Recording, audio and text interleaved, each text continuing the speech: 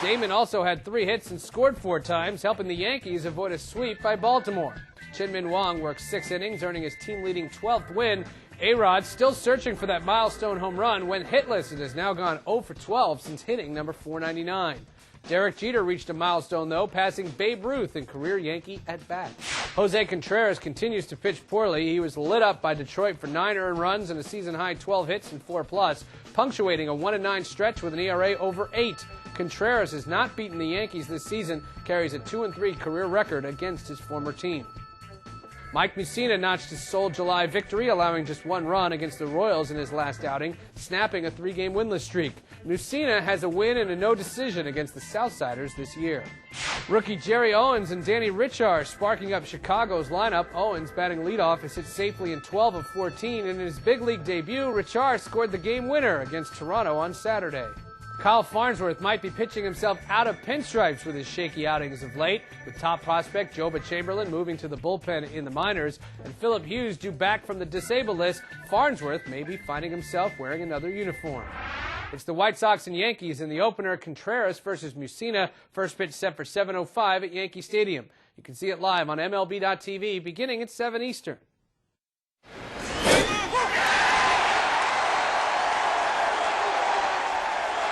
The Chicago White Sox visit the New York Yankees in the opener of a 3-game series. Alex Rodriguez continues to chase 500 career home runs. Pitching matchup in this one, Jose Contreras goes up against Mike Mussina. First pitch 7:05 at Yankee Stadium. Javier Vasquez was locked in a pitching duel with Toronto's Sean Markham on Sunday before allowing 4 runs, 2 of them earned in the 8th inning, leading to a 4-1 loss. Marked the 3rd consecutive strong start for the Sox hurler. Jermaine Dye's blast deep into the left field seats was only one of 2 Chicago hits. Dye's been red hot since the All-Star break, hitting over 300 with 7 home runs. Johnny Damon playing left field Sunday robbed Brian Roberts of an extra base hit. Driven out to deep left field, giving chase Johnny Damon. He's on the run, and he makes the play. A great play by Johnny Damon, and he saved the lead. Damon also had 3 hits and scored 4 times, helping the Yankees avoid a sweep by Baltimore. Chin-Min Wong worked 6 innings, earning his team-leading 12th win. A-Rod still searching for that milestone home run, went hitless and has now gone 0 for 12 since hitting number 499. Derek Jeter reached a milestone, though, passing Babe Ruth in career Yankee at-bat. Jose Contreras continues to pitch poorly. He was lit up by Detroit for 9 earned runs and a season-high 12 hits and 4+, punctuating a 1-9 stretch with an ERA over 8. Contreras has not beaten the Yankees this season, carries a 2-3 career record against his former team. Mike Mussina notched his sole July victory, allowing just 1 run against the Royals in his last outing, snapping a 3-game winless streak. Mussina has a win and a no decision against the Southsiders this year. Rookie Jerry Owens and Danny Richard sparking up Chicago's lineup. Owens, batting leadoff, has hit safely in 12 of 14, and in his big league debut, Richard scored the game winner against Toronto on Saturday. Kyle Farnsworth might be pitching himself out of pinstripes with his shaky outings of late, with top prospect Joba Chamberlain moving to the bullpen in the minors, and Philip Hughes due back from the disabled list. Farnsworth may be finding himself wearing another uniform. It's the White Sox and Yankees in the opener, Contreras versus Mussina. First pitch set for 7:05 at Yankee Stadium. You can see it live on MLB.TV beginning at 7 Eastern.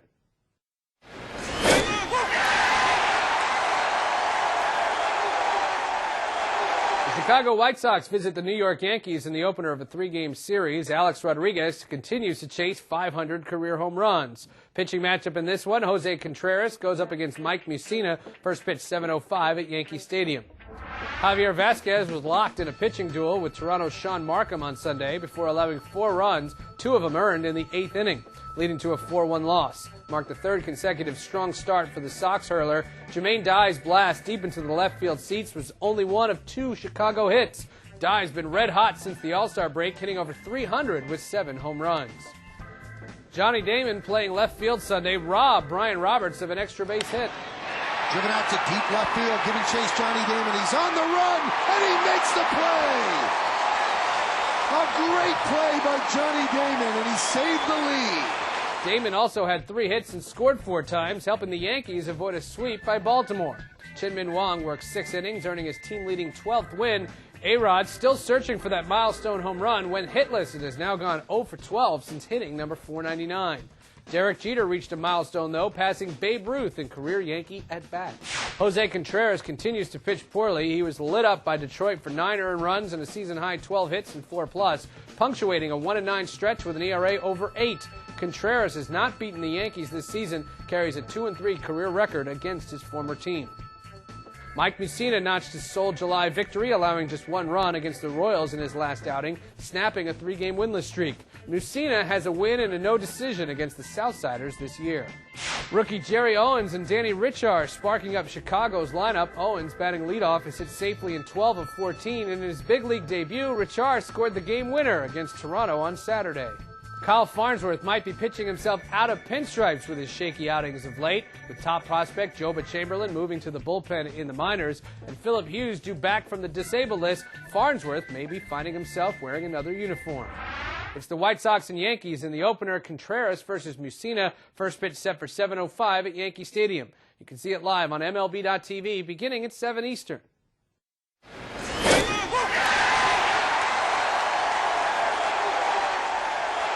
The Chicago White Sox visit the New York Yankees in the opener of a 3-game series. Alex Rodriguez continues to chase 500 career home runs. Pitching matchup in this one, Jose Contreras goes up against Mike Mussina. First pitch 7:05 at Yankee Stadium. Javier Vasquez was locked in a pitching duel with Toronto's Sean Markham on Sunday before allowing 4 runs, 2 of them earned in the 8th inning, leading to a 4-1 loss. Marked the 3rd consecutive strong start for the Sox hurler. Jermaine Dye's blast deep into the left field seats was only one of 2 Chicago hits. Dye's been red hot since the All-Star break, hitting over 300 with 7 home runs. Johnny Damon, playing left field Sunday, robbed Brian Roberts of an extra base hit. Driven out to deep left field, giving chase Johnny Damon. He's on the run, and he makes the play. A great play by Johnny Damon, and he saved the lead. Damon also had 3 hits and scored 4 times, helping the Yankees avoid a sweep by Baltimore. Chin-Min Wong worked 6 innings, earning his team-leading 12th win. A-Rod still searching for that milestone home run, went hitless and has now gone 0 for 12 since hitting number 499. Derek Jeter reached a milestone, though, passing Babe Ruth in career Yankee at-bat. Jose Contreras continues to pitch poorly. He was lit up by Detroit for 9 earned runs and a season-high 12 hits and 4+, punctuating a 1-9 stretch with an ERA over 8. Contreras has not beaten the Yankees this season, carries a 2-3 career record against his former team.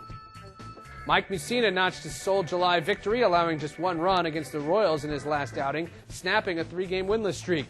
Mussina has a win and a no decision against the Southsiders this year. Rookie Jerry Owens and Danny Richard sparking up Chicago's lineup. Owens, batting leadoff, is hit safely in 12 of 14, and in his big league debut, Richard scored the game winner against Toronto on Saturday. Kyle Farnsworth might be pitching himself out of pinstripes with his shaky outings of late, with top prospect Joba Chamberlain moving to the bullpen in the minors and Philip Hughes due back from the disabled list. Farnsworth may be finding himself wearing another uniform. It's the White Sox and Yankees in the opener, Contreras versus Mussina. First pitch set for 7:05 at Yankee Stadium. You can see it live on MLB.tv beginning at 7 Eastern.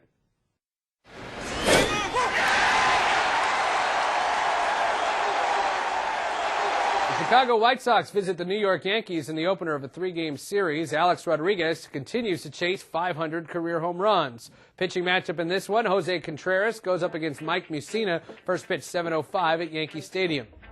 Javier Vasquez was locked in a pitching duel with Toronto's Sean Markham on Sunday before allowing 4 runs, 2 of them earned in the 8th inning, leading to a 4-1 loss. Marked the 3rd consecutive strong start for the Sox hurler. Jermaine Dye's blast deep into the left field seats was only one of 2 Chicago hits. Dye's been red hot since the All-Star break, hitting over 300 with 7 home runs. Johnny Damon, playing left field Sunday, robbed Brian Roberts of an extra base hit. Driven out to deep left field, giving chase Johnny Damon. He's on the run, and he makes the play.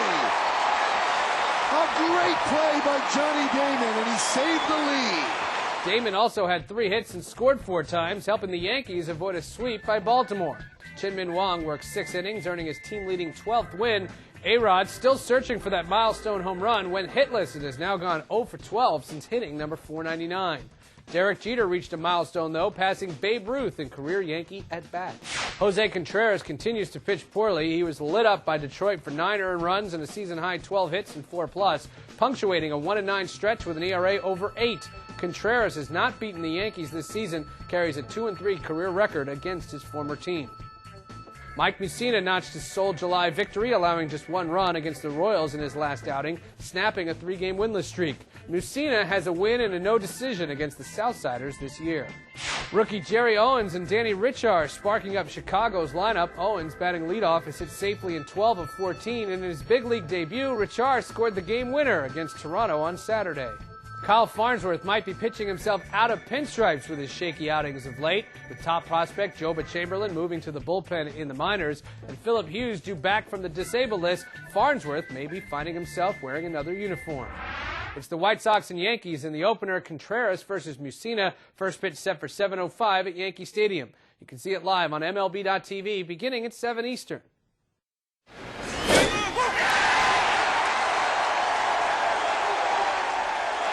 The Chicago White Sox visit the New York Yankees in the opener of a 3-game series. Alex Rodriguez continues to chase 500 career home runs. Pitching matchup in this one, Jose Contreras goes up against Mike Mussina. First pitch 7:05 at Yankee Stadium.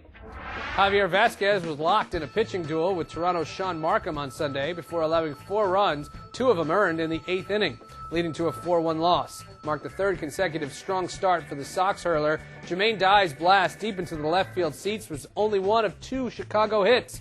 Dye's been red hot since the All-Star break, hitting over 300 with 7 home runs. Johnny Damon, playing left field Sunday, robbed Brian Roberts of an extra base hit.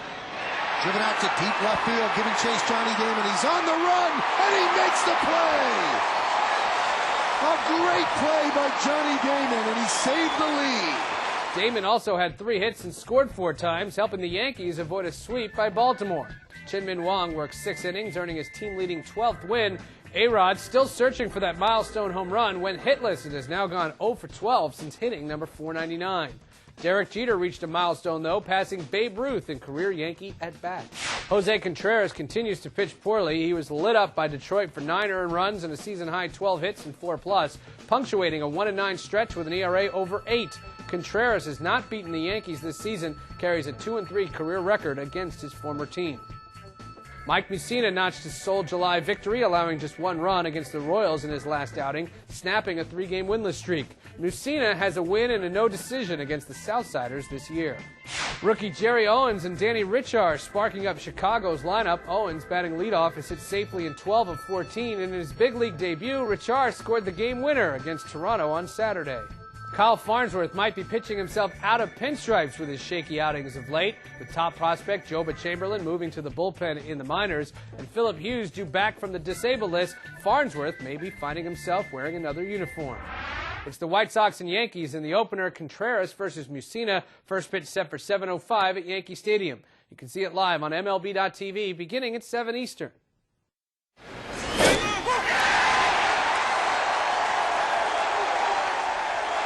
The Chicago White Sox visit the New York Yankees in the opener of a 3-game series. Alex Rodriguez continues to chase 500 career home runs. Pitching matchup in this one, Jose Contreras goes up against Mike Mussina. First pitch 7:05 at Yankee Stadium. Javier Vasquez was locked in a pitching duel with Toronto's Sean Markham on Sunday before allowing 4 runs, 2 of them earned in the 8th inning, leading to a 4-1 loss. Marked the 3rd consecutive strong start for the Sox hurler. Jermaine Dye's blast deep into the left field seats was only one of 2 Chicago hits.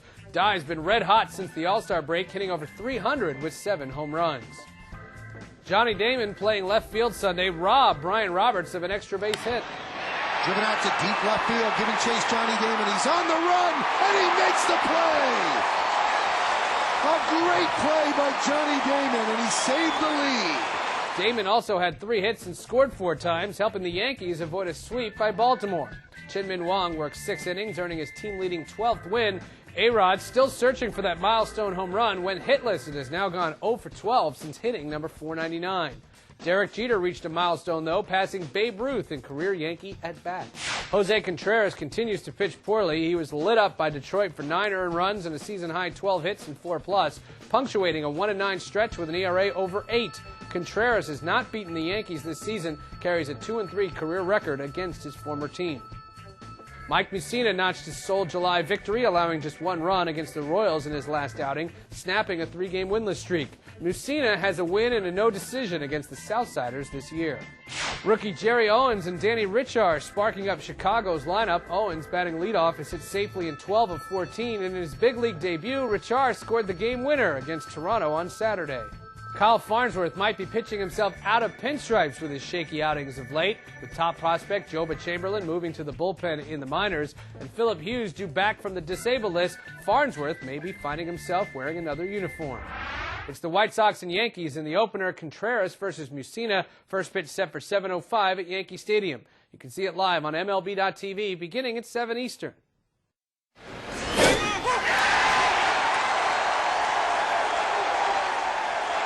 The Chicago White Sox visit the New York Yankees in the opener of a three-game series. Alex Rodriguez continues to chase 500 career home runs. Pitching matchup in this one, Jose Contreras goes up against Mike Mussina. First pitch 7:05 at Yankee Stadium. Javier Vasquez was locked in a pitching duel with Toronto's Sean Markham on Sunday before allowing 4 runs, 2 of them earned in the 8th inning, leading to a 4-1 loss. Marked the third consecutive strong start for the Sox hurler. Jermaine Dye's blast deep into the left field seats was only one of 2 Chicago hits. Dye's been red hot since the All-Star break, hitting over 300 with 7 home runs. Johnny Damon playing left field Sunday robbed Brian Roberts of an extra base hit. Driven out to deep left field, giving chase Johnny Damon. He's on the run, and he makes the play. A great play by Johnny Damon, and he saved the lead. Damon also had 3 hits and scored 4 times, helping the Yankees avoid a sweep by Baltimore. Chin-Min Wong worked 6 innings, earning his team-leading 12th win. A-Rod still searching for that milestone home run, went hitless and has now gone 0 for 12 since hitting number 499. Derek Jeter reached a milestone, though, passing Babe Ruth in career Yankee at-bat. Jose Contreras continues to pitch poorly. He was lit up by Detroit for 9 earned runs and a season-high 12 hits and 4+, punctuating a 1-9 stretch with an ERA over 8. Contreras has not beaten the Yankees this season, carries a 2-3 career record against his former team. Mike Mussina notched his sole July victory, allowing just 1 run against the Royals in his last outing, snapping a 3-game winless streak. Mussina has a win and a no decision against the Southsiders this year. Rookie Jerry Owens and Danny Richard sparking up Chicago's lineup. Owens batting leadoff is hit safely in 12 of 14, and in his big league debut, Richard scored the game winner against Toronto on Saturday. Kyle Farnsworth might be pitching himself out of pinstripes with his shaky outings of late, with top prospect Joba Chamberlain moving to the bullpen in the minors and Philip Hughes due back from the disabled list. Farnsworth may be finding himself wearing another uniform. It's the White Sox and Yankees in the opener, Contreras versus Mussina. First pitch set for 7:05 at Yankee Stadium. You can see it live on MLB.tv beginning at 7 Eastern.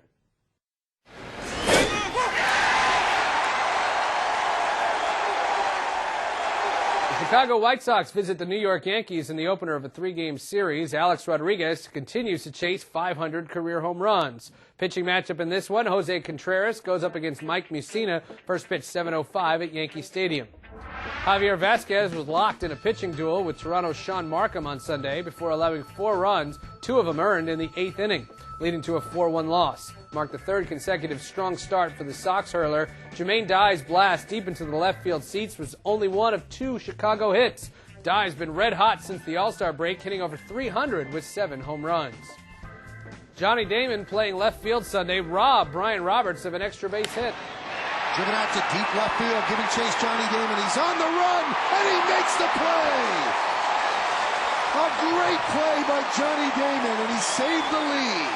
Damon also had 3 hits and scored 4 times, helping the Yankees avoid a sweep by Baltimore. Chin-Min Wong worked 6 innings, earning his team-leading 12th win. A-Rod still searching for that milestone home run, went hitless and has now gone 0 for 12 since hitting number 499. Derek Jeter reached a milestone, though, passing Babe Ruth in career Yankee at-bat. Jose Contreras continues to pitch poorly. He was lit up by Detroit for 9 earned runs and a season-high 12 hits and 4+, punctuating a 1-9 stretch with an ERA over 8. Contreras has not beaten the Yankees this season, carries a 2-3 career record against his former team. Mike Mussina notched his sole July victory, allowing just 1 run against the Royals in his last outing, snapping a 3-game winless streak. Mussina has a win and a no decision against the Southsiders this year. Rookie Jerry Owens and Danny Richard sparking up Chicago's lineup. Owens batting leadoff is hit safely in 12 of 14, and in his big league debut, Richard scored the game winner against Toronto on Saturday. Kyle Farnsworth might be pitching himself out of pinstripes with his shaky outings of late, with top prospect Joba Chamberlain moving to the bullpen in the minors, and Philip Hughes due back from the disabled list. Farnsworth may be finding himself wearing another uniform. It's the White Sox and Yankees in the opener, Contreras versus Mussina. First pitch set for 7:05 at Yankee Stadium. You can see it live on MLB.tv beginning at 7 Eastern.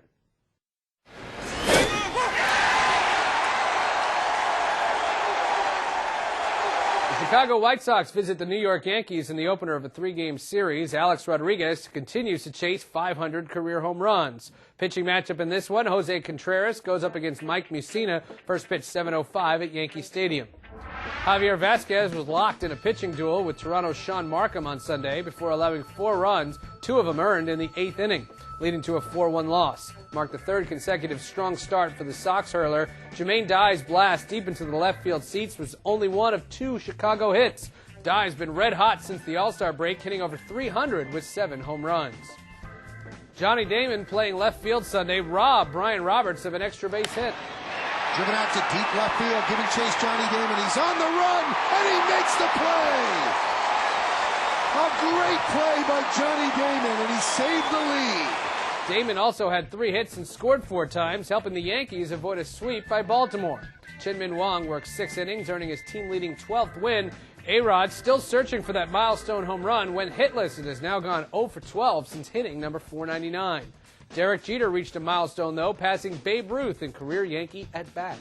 Jose Contreras continues to pitch poorly. He was lit up by Detroit for 9 earned runs and a season-high 12 hits and 4+, punctuating a 1-9 stretch with an ERA over 8. Contreras has not beaten the Yankees this season, carries a 2-3 career record against his former team. Mike Mussina notched his sole July victory, allowing just 1 run against the Royals in his last outing, snapping a 3-game winless streak. Mussina has a win and a no decision against the Southsiders this year. Rookie Jerry Owens and Danny Richard sparking up Chicago's lineup. Owens, batting leadoff, has hit safely in 12 of 14, and in his big league debut, Richard scored the game winner against Toronto on Saturday. Kyle Farnsworth might be pitching himself out of pinstripes with his shaky outings of late, with top prospect Joba Chamberlain moving to the bullpen in the minors, and Philip Hughes due back from the disabled list. Farnsworth may be finding himself wearing another uniform. It's the White Sox and Yankees in the opener, Contreras versus Mussina. First pitch set for 7:05 at Yankee Stadium. You can see it live on MLB.tv beginning at 7 Eastern.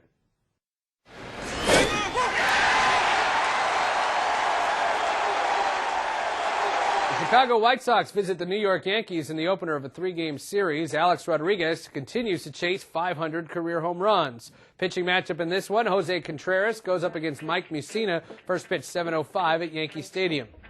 Javier Vasquez was locked in a pitching duel with Toronto's Sean Markham on Sunday before allowing 4 runs, 2 of them earned in the 8th inning, leading to a 4-1 loss. Marked the third consecutive strong start for the Sox hurler. Jermaine Dye's blast deep into the left field seats was only one of 2 Chicago hits. Dye's been red hot since the All-Star break, hitting over 300 with 7 home runs. Johnny Damon playing left field Sunday robbed Brian Roberts of an extra base hit. Driven out to deep left field, giving chase Johnny Damon. He's on the run, and he makes the play. A great play by Johnny Damon, and he saved the lead. Damon also had 3 hits and scored 4 times, helping the Yankees avoid a sweep by Baltimore. Chin-Min Wong worked 6 innings, earning his team-leading 12th win. A-Rod still searching for that milestone home run, went hitless and has now gone 0 for 12 since hitting number 499. Derek Jeter reached a milestone, though, passing Babe Ruth in career Yankee at-bats. Jose Contreras continues to pitch poorly. He was lit up by Detroit for 9 earned runs and a season-high 12 hits and 4+, punctuating a 1-9 stretch with an ERA over 8. Contreras has not beaten the Yankees this season, carries a 2-3 career record against his former team.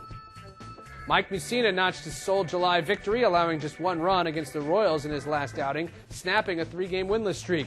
Mussina has a win and a no decision against the Southsiders this year. Rookie Jerry Owens and Danny Richard sparking up Chicago's lineup. Owens, batting leadoff, has hit safely in 12 of 14, and in his big league debut, Richard scored the game winner against Toronto on Saturday. Kyle Farnsworth might be pitching himself out of pinstripes with his shaky outings of late, with top prospect Joba Chamberlain moving to the bullpen in the minors, and Philip Hughes due back from the disabled list. Farnsworth may be finding himself wearing another uniform. It's the White Sox and Yankees in the opener. Contreras versus Mussina. First pitch set for 7:05 at Yankee Stadium. You can see it live on MLB.tv beginning at 7 Eastern.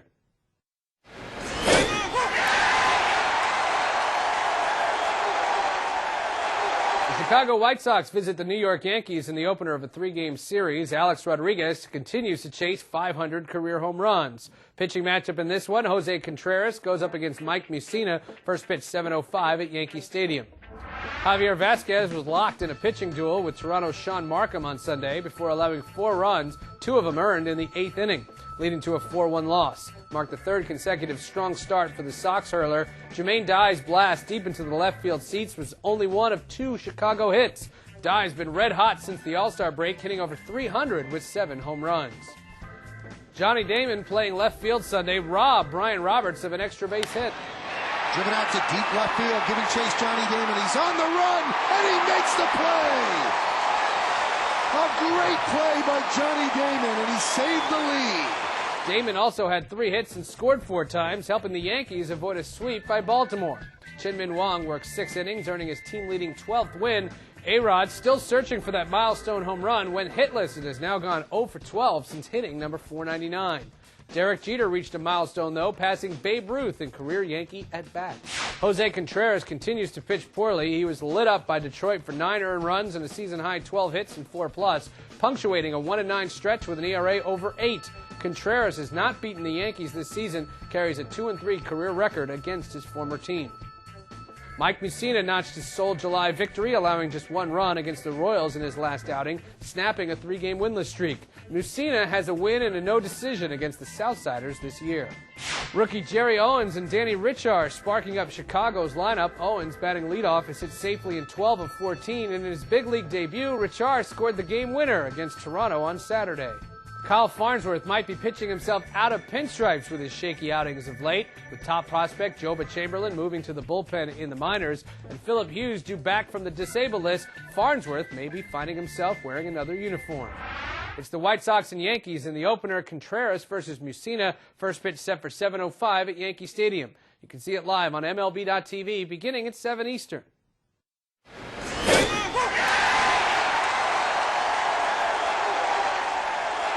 The Chicago White Sox visit the New York Yankees in the opener of a 3-game series. Alex Rodriguez continues to chase 500 career home runs. Pitching matchup in this one, Jose Contreras goes up against Mike Mussina. First pitch 7:05 at Yankee Stadium. Javier Vazquez was locked in a pitching duel with Toronto's Sean Markham on Sunday before allowing 4 runs, 2 of them earned in the 8th inning, leading to a 4-1 loss. Marked the third consecutive strong start for the Sox hurler. Jermaine Dye's blast deep into the left field seats was only one of 2 Chicago hits. Dye's been red hot since the All-Star break, hitting over 300 with 7 home runs. Johnny Damon, playing left field Sunday, robbed Brian Roberts of an extra base hit. Driven out to deep left field, giving chase Johnny Damon. He's on the run, and he makes the play. A great play by Johnny Damon, and he saved the lead. Damon also had 3 hits and scored 4 times, helping the Yankees avoid a sweep by Baltimore. Chin-Min Wong worked 6 innings, earning his team-leading 12th win. A-Rod, still searching for that milestone home run, went hitless and has now gone 0 for 12 since hitting number 499. Derek Jeter reached a milestone, though, passing Babe Ruth in career Yankee at-bats. Jose Contreras continues to pitch poorly. He was lit up by Detroit for 9 earned runs and a season-high 12 hits and 4+, punctuating a 1-9 stretch with an ERA over 8. Contreras has not beaten the Yankees this season, carries a 2-3 career record against his former team. Mike Mussina notched his sole July victory, allowing just 1 run against the Royals in his last outing, snapping a 3-game winless streak. Mussina has a win and a no decision against the Southsiders this year. Rookie Jerry Owens and Danny Richard sparking up Chicago's lineup. Owens, batting leadoff, has hit safely in 12 of 14, and in his big league debut, Richard scored the game winner against Toronto on Saturday. Kyle Farnsworth might be pitching himself out of pinstripes with his shaky outings of late, with top prospect Joba Chamberlain moving to the bullpen in the minors and Philip Hughes due back from the disabled list. Farnsworth may be finding himself wearing another uniform. It's the White Sox and Yankees in the opener. Contreras versus Mussina. First pitch set for 7:05 at Yankee Stadium. You can see it live on MLB.tv beginning at 7 Eastern.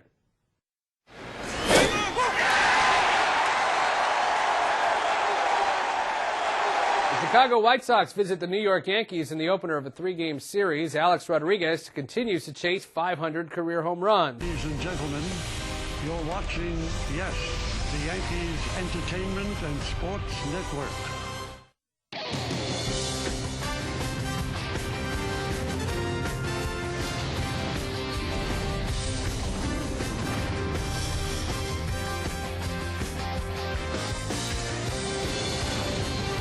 Earlier today, the Yankees unveiled the 2008 All-Star Game logo. That game is going to be played here at Yankee Stadium, the final season for this great ballpark. A lot of big-name people were out here to help with the unveiling. Now, speaking of big names, Alex, Cynthia, and Natasha, the Rodriguez family, make their way into the ballpark today as Alex Rodriguez will try to hit his 500th home run in front of his family and also in front of the fans here in the Bronx. As tonight, the Yes Network presents New York Yankees baseball. It's the New York Yankees against the Chicago White Sox in the first of 3 between these two teams from Yankee Stadium in the Bronx. Hello, everybody, and welcome to Yankees baseball. Along with Al Leiter and Joe Girardi, I'm Michael Kay. The Yankees had yesterday off, but they've enjoyed a very good July. Today, the final game in July, and they'd like to end it on a high note. 18-9, a .316 batting average during this month. They've scored almost 7 runs per game. They belted their share of home runs, and the ERA is okay at 4.20. 2 guys particularly hot in the month of July, Hideki Matsui and Robinson Cano. Well, the average is great for Hideki Matsui, but more important, the home runs and the RBIs. 11 home runs and 25 RBIs in a month. And they're doing it off of left-handers as well as right-handers. You see the 3-run homer there. And for Robinson Cano, he leads all major leaguers in hits in the month of July with 40. And again, left-handers being productive off of left-handers is so important for this Yankee team. Now, the Yankees actually made a deal before the trade deadline today, and they feel that it improves their bench. They traded Scott Proctor out of the bullpen to the Los Angeles Dodgers for Wilson Bettermeat. Does this improve the team, Al? Yes, it does. It definitely improves the bench. They've traded for Jose Molina, which helped the bench also with the backup catcher. And Scott Proctor, you see his numbers. They weren't quite as consistent as they were last year, and this is probably the prelude to seeing Jabba Chamberlain soon. Well, let's take a look at tonight's New York lottery pitching matchup. Jose Contreras, who is having an awful time of it, will start for the White Sox. 5-13, 6.22. Mike Mussina coming off one of his better starts. He's 5-7 with a 4.77 ERA. Now, we looked at Alex Rodriguez at the top. Is he going to hit his 500th home run? Is he pressing? It's been 12 at-bats since 499. We'll talk with Joe Girardi to break down Alex Rodriguez, whether he'll get it or not, and why he's slumping.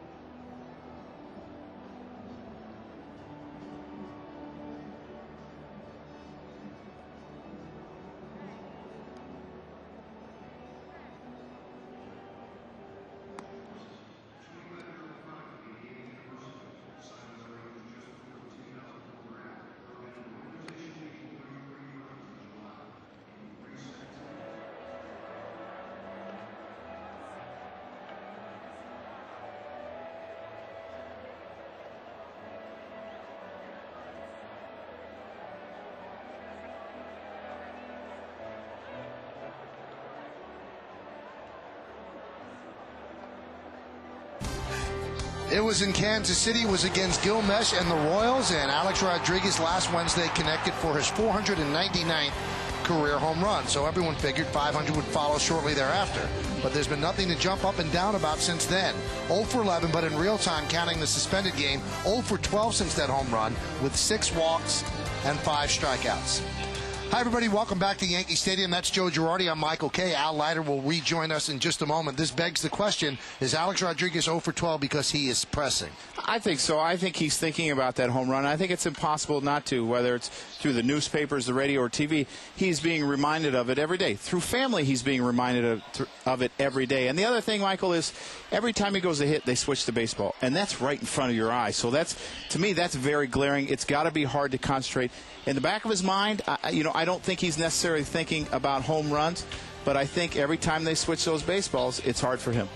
Well, when we come back, we'll find out. Obviously, we have the lineups, first pitch. Most importantly, we'll have baseball here between the Yankees and the White Sox next on Yes.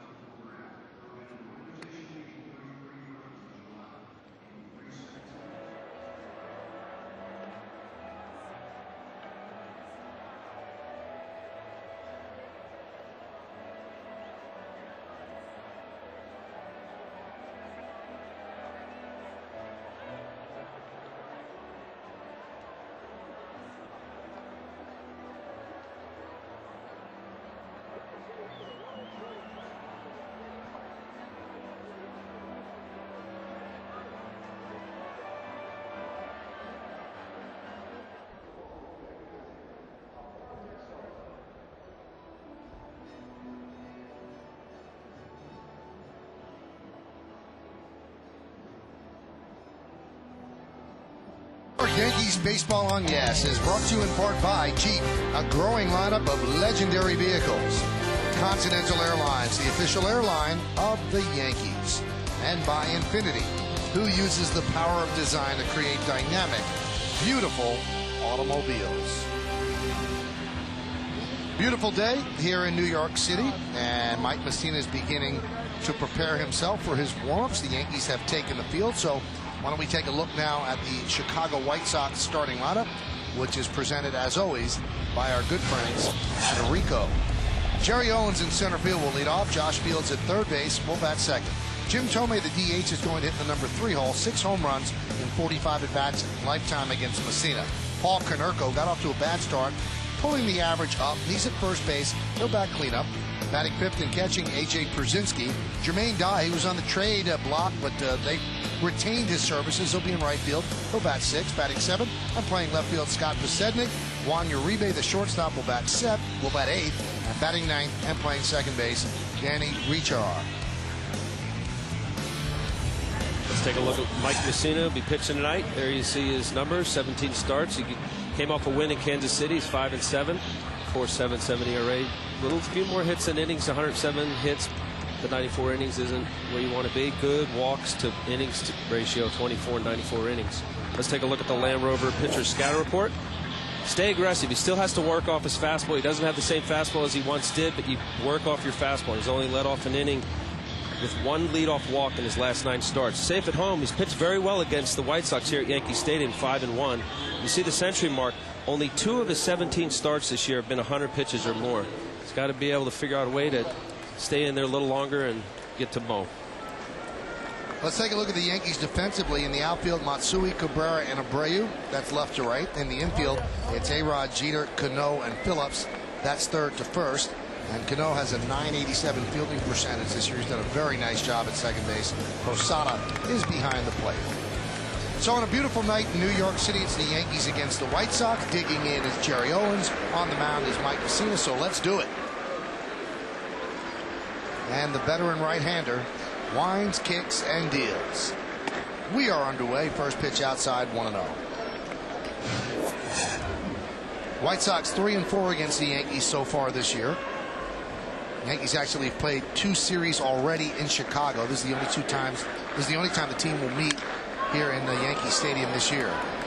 Jerry Owens with a high fly ball to left field. Matsui right there, and he'll put it away for the first out of the inning. IO Digital Cable is the exclusive official HD sponsor for Yankees telecast right here on Yes. You know, Al, you talked about Mike Mussina going deeper in games, and a lot of times it's not so much how many pitches he throws, but to me it's like the second time that he goes through an order, all of a sudden he becomes less aggressive and he starts pitching defensively, and to me that's what really gets his pitch count up, where he has to stay aggressive all the time. Well, and maybe we could talk about this because you being a manager, but I think the 100 pitch count has become so much more important than it ever has been. I don't understand it. Pitch to Josh Fields is a strike. Well, I think for you trying to understand, sometimes, you know, I mean, that was 5 innings for you, you know, and you were a guy that could throw 140 pitches because you trained to do it. And now they don't train pitchers to do it anymore. And you had a long career throwing 140 pitches every night. Well, it wasn't every night. This is where, if you had an off day, Joe, and you had a guy that you knew that he was going to get the extra day's rest, push him 125, 130, depending upon how you see it. How did the pitcher get to 125, 130? Now alarms go off. Oh, he's got 95 pitches. You see the pitching coach talking to the manager, and they're calling down for what? He's pitched fine the last 3 innings. See how he works out of it. That one is driven out to right center field. Giving chase is Melky Cabrera on the run, and he makes the play, taking an extra base hit away from Fields. Beautiful play by Melky Cabrera, covering a lot of real estate out in right center. And I think this is the time of night where the lights haven't taken complete effect. This is the hard time to pick up the baseball. And you see Melky Cabrera, he never takes his eye off this ball, continues to run hard after it.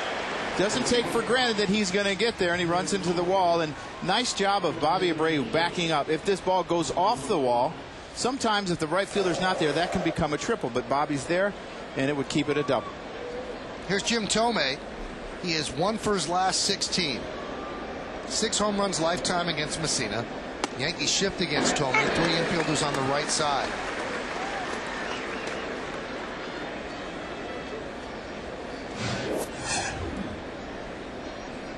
And for Alex Rodriguez, must be a little deja vu. He's playing shortstop again. Pitch is low. Yankees baseball is broadcast in Spanish. It's available by hitting the SAP button on your television. SAP is brought to you by Toyota. A smart way to keep moving forward. See Alex at shortstop, knowing that he has to make a little longer throw. It looks like he's trying to get that rotator a little looser. 1-1. Count 2-1.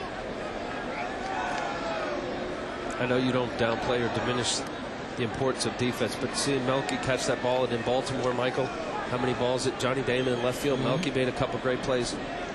Pitching the defense, you get much better pitching when you have defensive plays like that. The 2-1. There's strike. Home plate umpire Phil Cuzzy making the calls back there. You won't ever see Jim Thome say much to umpires, and when he does it, he's fairly gentle about it. He thought that changeup was a little bit high. Had his words with Phil Cuzzy, and he just gets back in the box, and it might help you your next AB, where a borderline pitch you might get as a hitter. Fastball just missed inside. Or even this AB.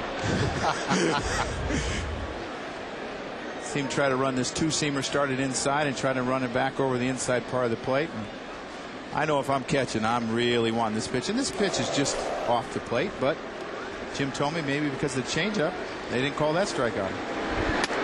Strike 3. They called that one. Thome threw the bat away. Was heading toward first with the walk, but it was not to be. 1-2-3 inning, and a big reason why is this play by Melky Cabrera, robbing an extra base hit from Josh Fields. We go to the Yankees bottom half of the first.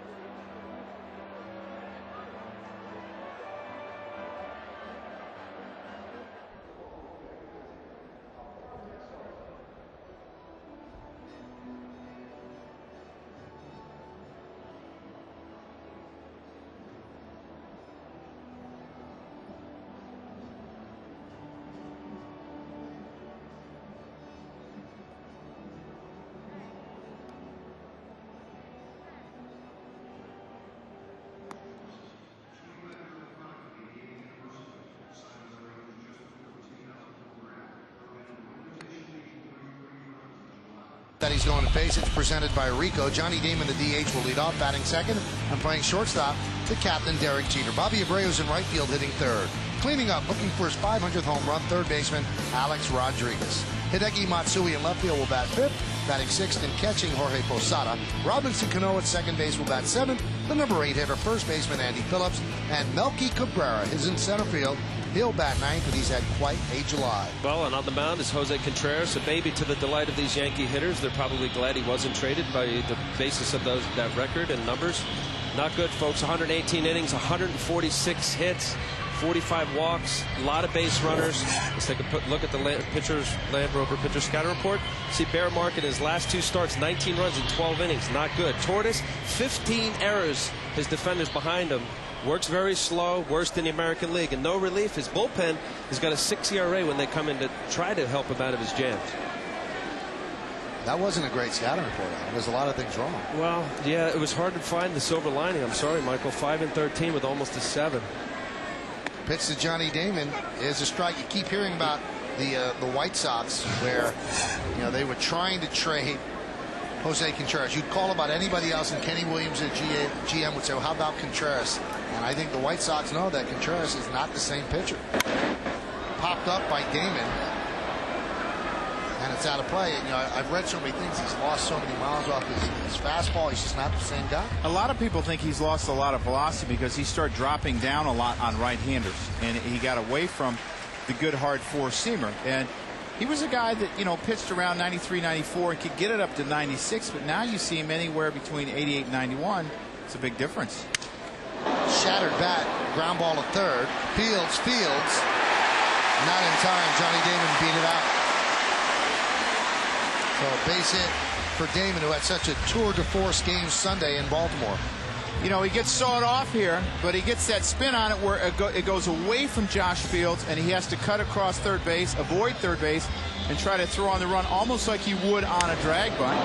As we'll see, he's going across the line and then has to throw across his body, and Johnny Damon hustling. The legs feel better, and I think DH has been positive for Johnny Damon. And just the excitement. Those are the type of hits that Johnny Damon used to get when he played in Kansas City.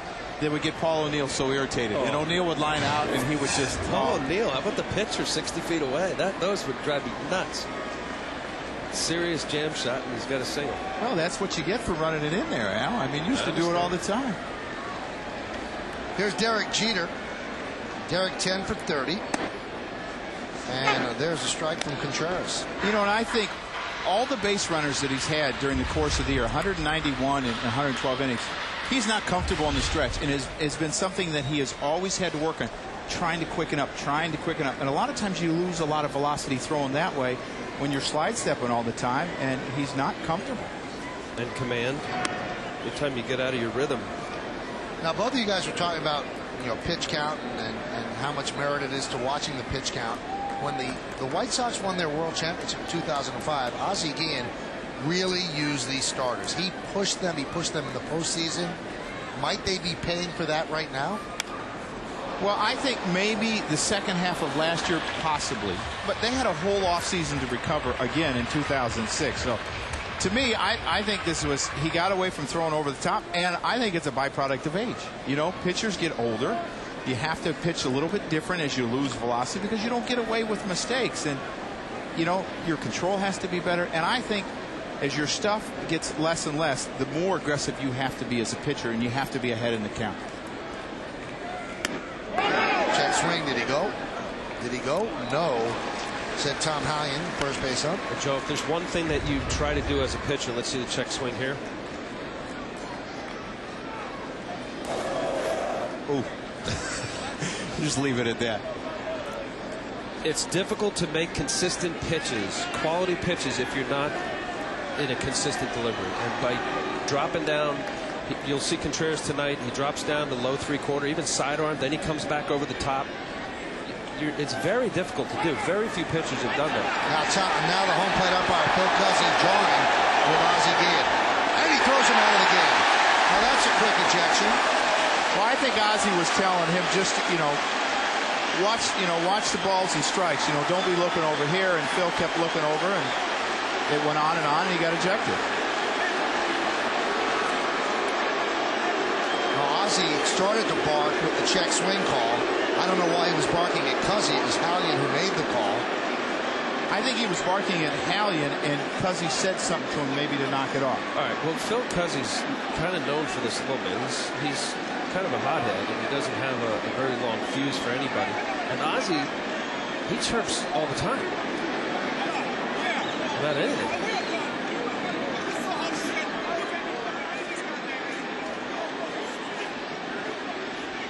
Third time that Ozzie Guillen's been ejected this season, 12th in his career. I think it's going to get hotter than this. Well, you know what? We do have one more viewer on Yes. He's going to be watching us in the clubhouse. Now Ozzie's going to get his money's worth. He's also going to cool down Contreras here.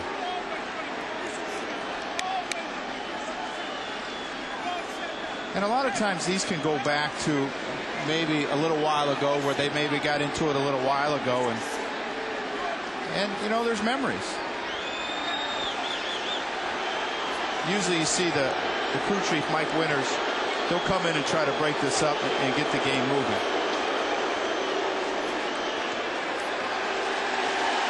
And now Ozzie goes back for more. What do you say in these arguments, Joe? I mean, is anything important said? Sometimes you don't even remember, Michael. I mean, it only happened to me twice, so you know, sometimes you don't.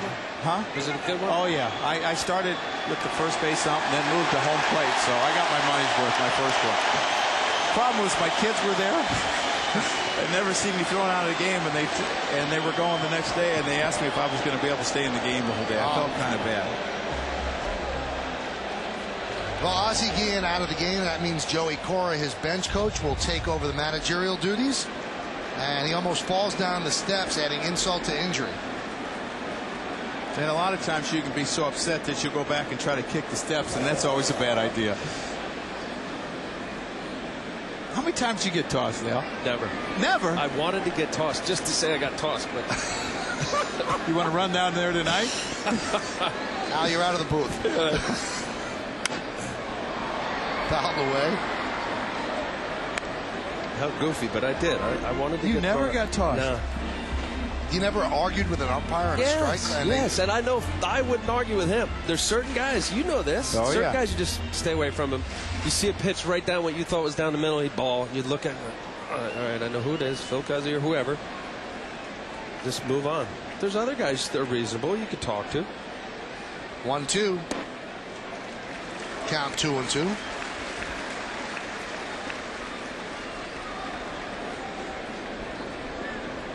Did you ever get tossed in Little League, Michael? No. Did you play Little League? Yes, I played Little League.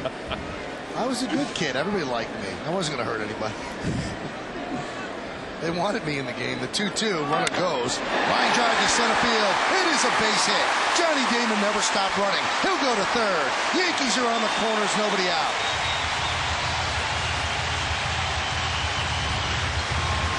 Well, what we just saw from Johnny Damon is an experienced base runner. You see this single, and this is a line drive to center field. And if Jerry Owens catches this ball, Johnny Damon's going to be out at first base anyway. So you might as well keep going. And he kept going, and he ends up on third base. Nice job of base running by Johnny Damon. You just don't have time at that point to turn around and get back to first base if he catches it. So you might as well just keep going.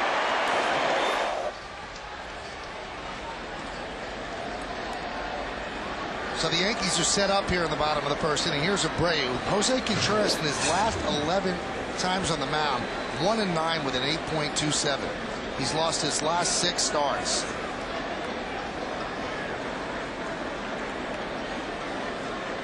Since the All-Star break, 0-3 with a 12.00 ERA. I mean, we could just give you bad stat after bad stat. Count 1-0.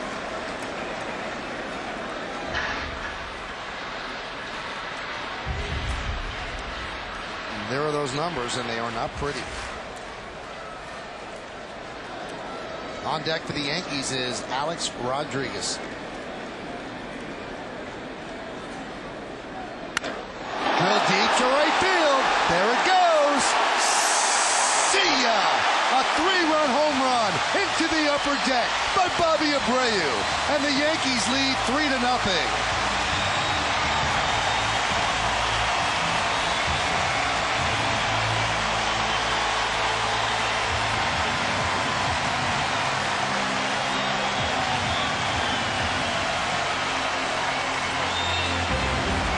7th home run that Jose Contreras has given up in the month of July in 5 starts, and this is a no-doubter, Al. Well, this is not the home run that Yankee fans want to see. This is the home run that Yankee fans want to see. And listen to the ovation that Alex Rodriguez just got from the fans, and a little bit of it was for Bobby Abreu as well. But Alex has gone 12 at-bats since his 499th home run. He's looking to become the 22nd man in baseball history to hit 500 home runs. When he does connect, he will be the youngest player ever to get to that plateau. Those are his numbers for the season. And the pitch is upstairs, 1-0, and again the flash bulbs go off all around the stadium as the fans are trying to catch the moment when he connects. You know, as they switch balls, Contreras had one in his glove, and he had to throw it back into home plate to get rid of it. Threw it over Alex's head. Maybe it relaxed him a little bit. 1-0. 1-1. He seemed to have a little chuckle about it. Contreras just kind of lobbed it in there, and sometimes that just kind of takes all the focus off the moment. Here it is. Look out, look out.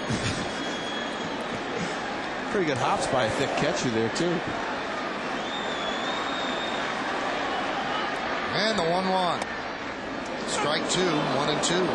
Joe Torre has said that Alex is very anxious. You see the numbers that Alex brings to this at bat against Contreras. He said you would throw the rosin bag up right now, and Alex would probably swing at it. But he has worked his walks since hitting 499. But he has not looked good. He's expanded the strike zone a little bit more than he usually does. The 1-2. 2-2. Did you ever figure out my question last week? Which was? If he hits one just foul, right, with one of those balls, never figured it out. And then he hits one fair, how do you know who really got the 500 ball? You don't know. That was your job. You had a week to do it almost. I failed you. Sorry. Phil Cuzzy will tell you which I think number. he has to know what number he's giving to the pitcher. The 2-2, outside 3-2. I think it says A07, A08, so he's got to know which one is in play. So that would be your answer. That was a guess. No. This was A61 from Baltimore. And the 3-2. High drive, right field, but it's in the park. Dye is there, and he'll put it away for the first out of the inning, and that's probably a good sign for Alex that he went the other way. Yeah, because he's not being anxious, and he's taking the right approach. The two-strike approach for Alex has always been to go the other way. You see the pitch-by-pitch from Contreras. He starts him off with the sidearm fastball that runs in on him a little bit. Comes back with one right down the middle. Alex swings and misses. Comes back with another one. Middle in, thigh high. Throws the good split, chase pitch. Throws another fastball away from him. And then he throws him a fastball that gets in on him just a little bit. And Alex popped it out to right. So Alex now 0 for 13 since hitting his 499th home run. 0 for 12 if you don't count the suspended game, and I'm counting it. Here's Matsui. Pitches outside. Boy, that suspended game, with the way the rules are, that it has to go back to June 20. It's just every article is off by one at bat. Some people are using that at bat, some people are not. It goes on and on. It's really fouled a lot of people up. So the best way to say it, 13 at bats since he hit 499. But I think the most important thing was, you know, if he hit that homer on that day. Right. Who cares about one at bat now? I mean, he's going to get probably 200 more the rest of the year. So it just makes it hard for you to say. Cumbersome. The 1-1. The count 2-1. Well, Michael and I asked him in Baltimore, is he feeling it yet? Is the team feeling it? You know, do they really care? And he said he really wasn't thinking about it other than the first at bat in Baltimore Friday night, all the bulbs popping. And he kind of stepped out and realized what was going on. High drive, right center, going back. Owens on the track at the wall. He leaps. See ya. Another home run for Matsui. His 12th in the month of July. He does not want this month to end. Yankees lead 4-0.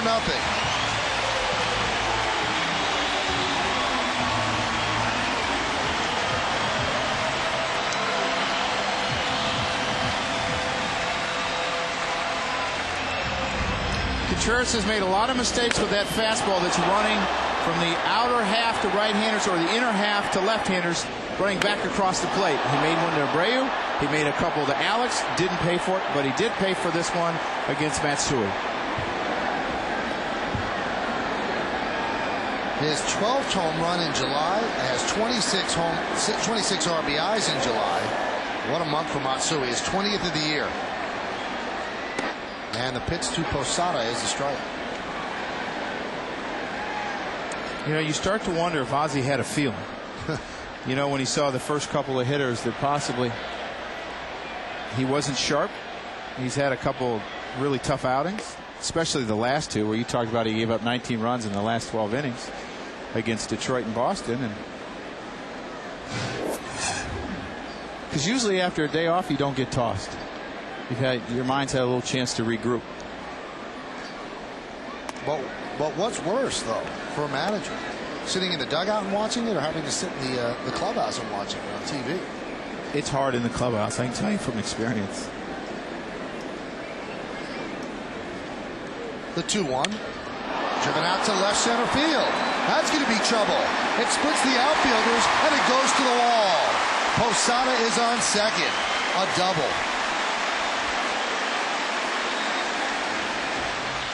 Don Cooper already on the phone to that White Sox bullpen that has had really a tough time of it.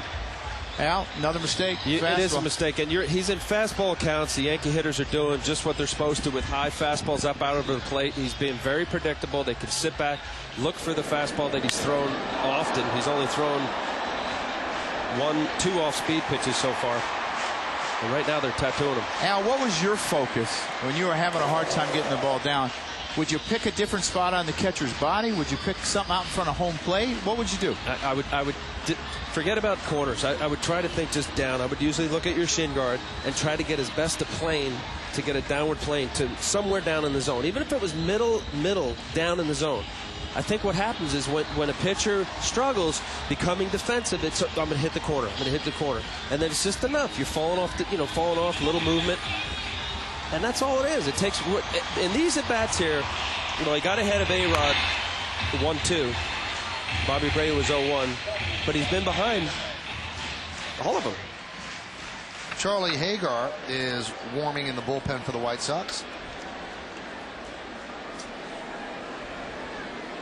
Also, it's not a bad thing, and I don't know how you feel about, if you got a guy struggling, to just drop a few off-speed pitches, even if they're not for strikes, slow him down. I always thought there was a pitch. Every pitcher had a different pitch that got him back to his mechanics. Whether it was this curveball that slowed him down, whether it was this changeup, it would just get him back to his mechanics, and then you could get the fastball where you wanted it. And I think Contreras has to find out what that is tonight. It's usually the same every night, but maybe it's a changeup for him because he does have a changeup. He doesn't throw many, though. That might have been it there. That's a good point, Joe. What happens? A pitcher, they feel insecure. They don't have the confidence to get behind their fastball, and they have the conviction behind it. So you find your second or third pitch, whatever's working, for called strikes, and just double up, triple up. Get comfortable where either, if nothing else, you'll show the opposing team, hey, look at, he's thrown this for strikes, whether it's the split or the changeup for Contreras. 1-1 to Cano. High fly ball. Left center. Jerry Owens over. He'll make the catch. And there are 2 outs. He backed up 2 changeups there. You got Robinson out in front, and that's the difference. Take the sting out of the bat. And that's what you have to do as you get older, the adjustments that you have to make. Because you know what? Maybe 2 or 3 years ago, he could get away being behind in the count and throwing his fastball because he had good velocity, and you could get away. But all of a sudden, you don't have that velocity, and it's hard to change. But if you want to be successful, you have to change. Who was the master of it? You caught him. You caught the perfect game. David Cone. Yeah. Used to throw 95, 96, 97, and came up with a lot of different arm angles. And there's a strike to Andy Phillips. Well, the Yankees have scored 4 so far, and it's a good sign for them. When they score first, they're 39-20, and they're 17-29 when they don't score first. So Mike Mussina gets a nice advantage here. Count 0-2. Andy Phillips had a healthy cut there, and sometimes you do swing and miss, but that tells me that the Yankee hitters are seeing the ball pretty well off of Contreras. And like you said, you know, you got to change speeds. You got to take the sting out of the bat. Throw something slow. And the 0-2. High fly ball. Left center field. Jerry Owens there, and he'll put it away for the final out of the inning. But the Yankees get 4 runs on 5 hits. A 3-run home run into the upper deck by Bobby Abreu, his 9th of the year, and Hideki Matsui connects for his 20th of the year and 12th of the month. We go to the second. 4-0 Yanks.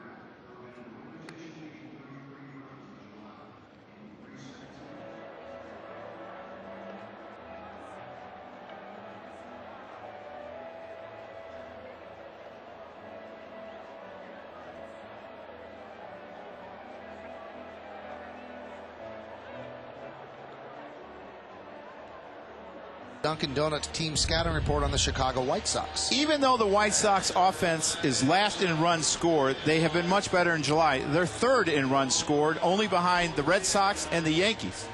Their bullpen has been their Achilles heel all year. Their bullpen is the 2nd worst in baseball, only to Tampa Bay. And there's a lot of auditions taking place for next year. Young guys like Josh Fields, their 3rd baseman, Danny Richard, 2nd baseman, Jerry Owens, their center field. 4 guys in the bullpen.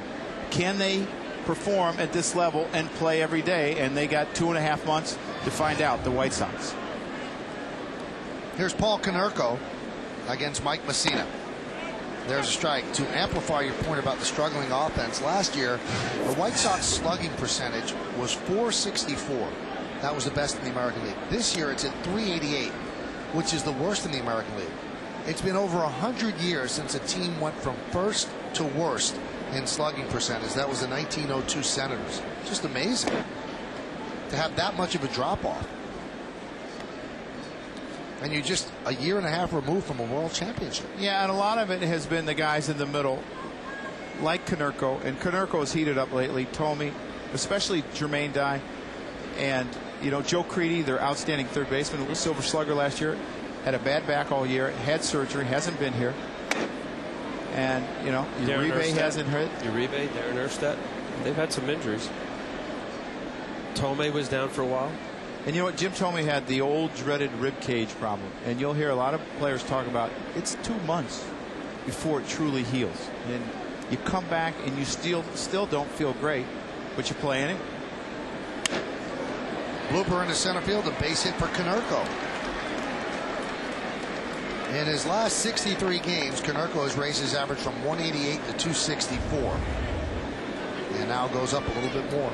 This fastball has a ton of run on it for Mike Mussina. He's trying to go away, and it gets on the fist of Konerko. But a lot of times with these guys in the middle of the order that are so strong, they're strong enough to get it over the infielder's head. Where if it's a guy at the bottom or a speedy guy, that's a little one hopper to Robinson Cano. Talking about, the slugging percentage. A.J. Pierzynski hasn't hit a home run since May 20th. 189 ABs.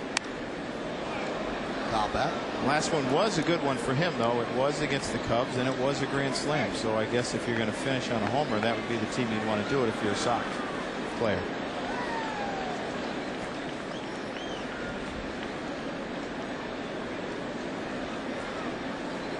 one of the few times of late that the Cubs have lost. Been very, very hot. Ran into Cole Hamels yesterday from the Phillies, and he shut him down 4-1. The 0-1. Outside, 1-1. Tonight's closed captioning is brought to you by your New York, New Jersey, and Connecticut Lexus dealers. Well, I think even what makes this more amazing, they're 2 years removed from the World Championship, and many of the core players are still here. You know, unlike my experience with the Marlins, where they deliberately got rid of all of us, to see them really fail mightily, you know, there's really not much to go around it, because this isn't a team that was structured this year to rebuild. You mentioned about the bullpen. You know, even despite a $108 million opening day payroll, Kenny Williams purposely didn't really put much into their bullpen. They went with a young relief corps with Bobby Jenks at the end. I remember when we did the broadcast the first time the Yankees went into Chicago, Joe, we were raving about the arms in their bullpen, but again, it goes to prove you could throw 98 miles an hour. It doesn't necessarily mean success. They threw pretty good in the month of April and the beginning of May, and I think pitchers always have the advantage, especially hard throwers when it's cold, because guys don't want to get sawed off the end of the bat, and they don't have great swings, and then it started to heat up, and they seem to fall apart. Dribbled slowly toward first. Andy Phillips is going to take the out at second. Has a lot of faith in his arm. Never hesitated, fired a strike to Jeter. And what about the hustle for Robinson Cano to cover first base? Mike Mussina did not get over there, and I don't think they're going to turn the double play anyway. I think Mike Mussina thought Andy was going to go back to first base, so he just stayed on the mound, and Robinson Cano hustled over there. You see him going to possibly field the ball, and then he gets himself in double play position to field this ball from Derek Jeter, but Jeter didn't throw it. You know, and unusual for Moose, I guess, to defend him a little bit on here, is that very few first basemen have the confidence and the strong arm as Andy Phillips does. Here's Jermaine Dye. And he hits one sharply. Oh, what a play by A-Rod. Gets to his feet, fires the second one. Oh, he took a double away from Jermaine Dye. An outstanding defensive play by Alex Rodriguez. Alex Rodriguez has done it at the plate, and he's also done it with his glove. And you see him dive to his right, stretch out, gets up, knows that he can't turn two, so he makes a good throw. He fumbles a little bit, makes sure he's got a handle on it, delivers a strike to Robinson Cano, and like you said, it saved a double, and the White Sox would have runners on second and third. And we got a close look at that with our sharp super shot. Here's Scott Pasednik. And there's a strike. You talk to people around baseball, specifically American League scouts, and they say that Alex Rodriguez is the best defensive third baseman in the league right now, that he should win the Gold Glove. But a lot of that has to do with reputation, and Eric Chavez of the A's has won it 6 years in a row, so it would be hard for A-Rod to wrest that from him. But he's had a superb year at third. His best year defensively since joining the Yankees. His first year he was solid. The last 2 years he did not play a very good third base, but he's picked it up this season.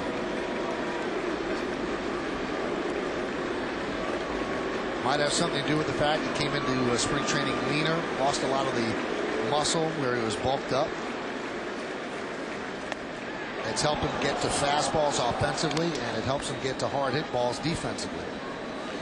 I think on an everyday basis you feel lighter on your feet, and you are lighter on your feet when you lose some of that upper body weight. And you know, I think he's more flexible now, and his reaction time is just better, and I think it's because he lost, you know, 10-15 pounds.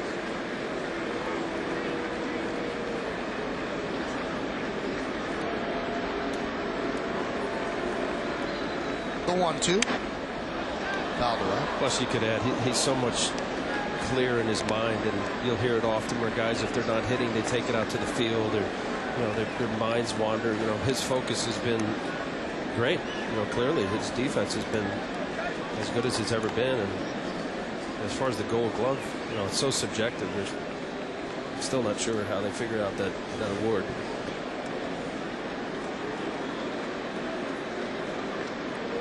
The 1-2. I've always felt for players, you want everything to be a reaction, not an action. Because if you have to think about it, then you're always too late. And I think Alex is reacting to the ball inside. He's reacting to the high fastball. He's also reacting defensively, and that's why he is playing so well.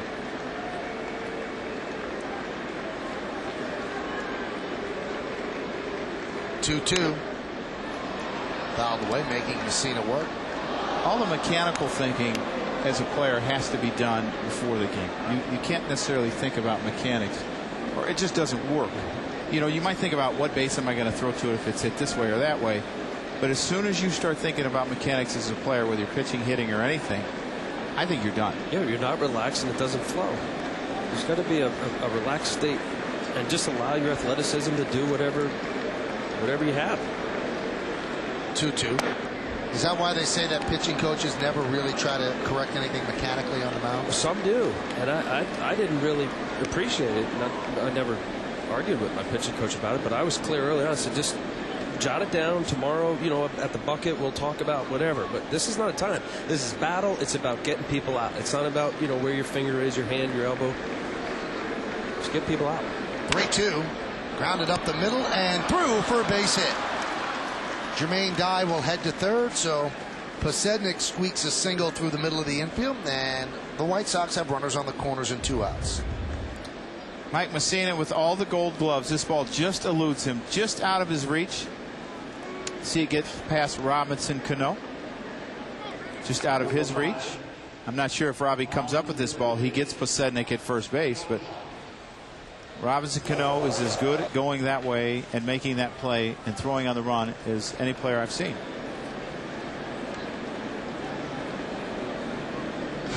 Here's Juan Uribe, who's really struggled all year. Recently, he's 3 for his last 21. Longer stretch, 10 for 64.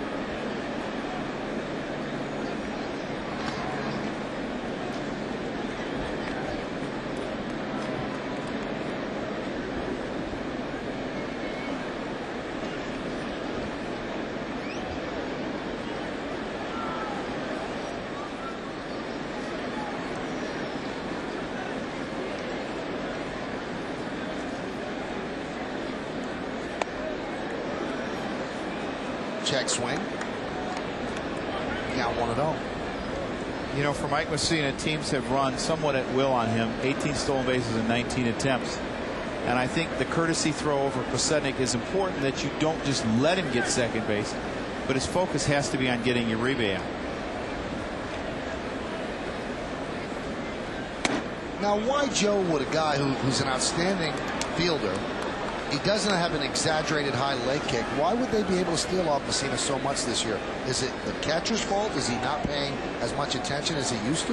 Well, I don't think he's extremely quick to home. I think he was probably better at holding runners on early, you know, the last few years than he has been this year. Sometimes when you're struggling with getting people out, you'll focus more on the hitter than the base runner. And that's a pretty high leg kick for Mike Mussina. And you're saying, you know what, I don't have the consistency in my stuff. I don't have the control that I had before. So you know what, I'm going to focus on getting the hitter and maybe not focus so much on the base runner, because I just don't have it clicking this year. Is that how you thought, Al, when you were struggling? Yeah, but I was always mindful of how important that is to keep that runner at first. And what I did to not compensate or deviate from my delivery is to vary your times. Hold the ball. Come up, quick step. Hold the ball, hold the ball, hold the ball, throw over, step off. You know, just show a package of variations that you're mindful of the runner at first. Runners, they don't want to ever feel frozen. And you know, many times I was able to freeze good runners by just waiting. See him, and then you could see him lax or just stiffen up and you go home. It wasn't a good delivery and my time was long, but I tried to do the best to do that. And that's what Mussina needs to do more of. 33 pitches for Mussina so far tonight. More in the second inning. The 2-2. Check swing, ball in the dirt, and the count is full at 3-2, so that will release Pierzynski at first. And these are the counts that Mike Mussina really wants to stay away from. You know, he got into it with Pierzynski, he got in a long count, now he's gotten into one with Uribe, and for Mike, it's so important to get those quick outs. Because that 100 pitch count Sneak up on you. And Mike is very cognizant of when he's close to 100. And here at the stadium, all he has to do is turn around and look. And it's on the center field scoreboard. Runner goes. That one is driven deep to left field, giving chase Matsui. He's on the run. He's on the track. See ya! A 3-run home run for Juan Uribe. And the Yankee lead is now 4-3.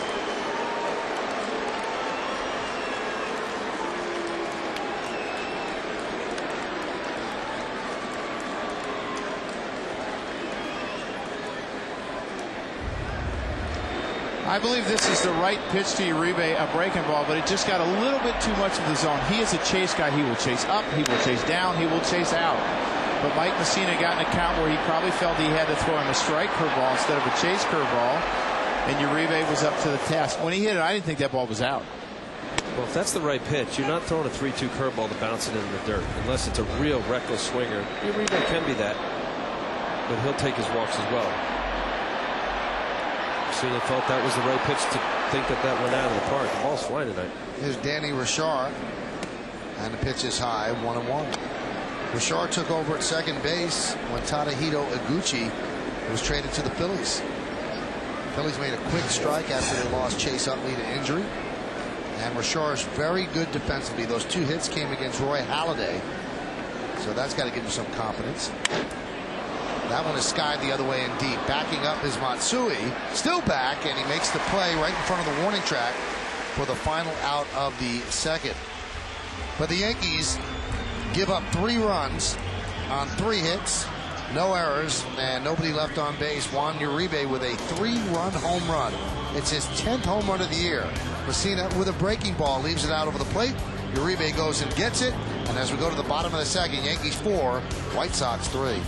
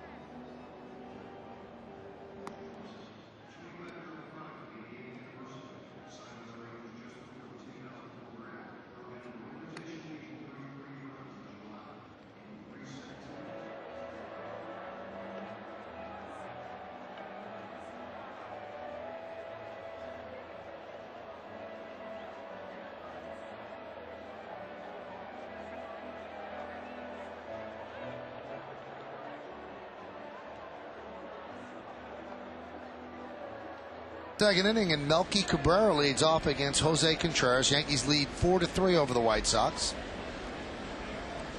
Now, Melky Cabrera was thrown right in the middle of trade discussions.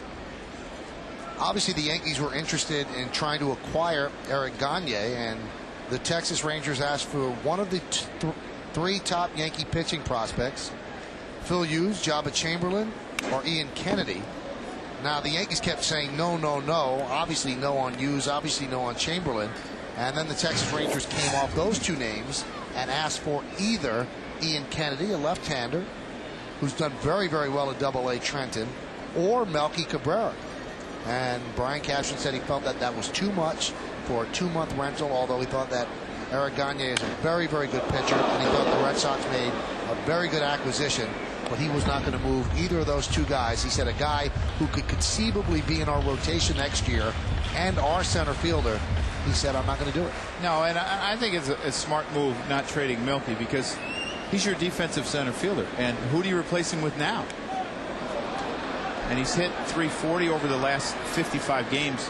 And to me, that's because he knew that he was going to play every day. And I think the first part of the season there was that confusion.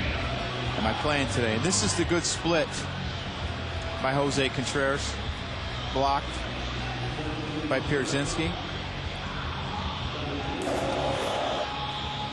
Now the Red Sox did eventually end up getting Gagne, and they gave up their young left-hander Casey Gabbard and a couple of minor leaguers as well. Gabbard been pitching very, very well, but the Red Sox wanted to bolster an already strong part of their team, and now Gagne agrees to set up for Jonathan Papelbon because he did not have the Red Sox on his pre-approved list of teams to which he could be traded. And from what we've heard, he had a lot of incentives in his contract for finishing games. He's not going to finish games with the Red Sox unless the couple of days where Papelbon has to, rest if he pitches a couple of days in a row. I think there was about $3 million left in incentives to close. And from what I'm hearing, the Red Sox said that they would pick up $2 million of it, and he doesn't have to worry about closing. It's a pretty good deal. It's nice of him. Yeah, if you're Gagne, because this might be his only chance to possibly win. I mean, you're going to a team in first place. You never know what's going to happen the rest of your career. He's had a couple of injuries. And he hasn't pitched for a while. So, I mean, another good split by Contreras. I think as a player, you have to sacrifice, the monetary for that chance to win, because that's why you're playing the game. And he's going to make enough money. Well, Jose Contreras has been just doubling, tripling up on that split finger. You see Johnny Damon out in front. He's throwing a few good ones now. One to Melky and 3 in a row to Johnny. Let me ask you something else. Sometimes when you're in the midst of a bad inning, it's hard to slow your mind down and think about, what do I need to do? Is it easier to go in, sit down for half an inning, and maybe change the way you approach hitters? Absolutely. But I mean, you could see it from the side you were as a catcher, but you're scrambling, and it's a fire drill, and the pitching coach is out, and the catcher comes out a couple times, and there's runners running around the base, and you're behind in the count. Your defense is tired now because you've thrown 35 pitches. You just want to figure out a way to get out of this, go sit down, get with your catcher, your pitching coach, whichever, and say, we need to do something differently. But it's difficult to do it during the inning. And that's what they say when they talk about, they mentioned with Kayagawa when he was up here, he didn't know how to slow the game down. When somebody got on, the game it sped up rather than slowing down. And the great pitchers could slow it down. The great players slow things down. And the guy hitting is a guy that can really slow the game down. Derek Jeter's as good as anyone I've ever seen. What is that about, though? Is that just taking a deep breath and trying to calm yourself? I think it's having the ability to relax in tough situations. It's all your mind. It's not to me, it's not the physical part of the game. It's your mind, because as a hitter, maybe you get in a hurry to get a hit. As a pitcher, you get in a hurry to get a strikeout. And your focus is usually on the wrong thing. And you're rushing as a player. Well, what's the difference? You'll see it all the time. 5 o'clock hitters, batting practice, hitting line drives all over the place, hitting it off the facade. You have a pitcher that throws on the side in his work between his starts, nailing perfect pitches on the corner. What changes from that to the game? High fly ball, left field. Posednik is right there, and a 1-2-3 inning for Contreras after his very rough first inning. So the Yankees go down in order, and we go to the top of the third. It's the Yankees 4 and the White Sox 3.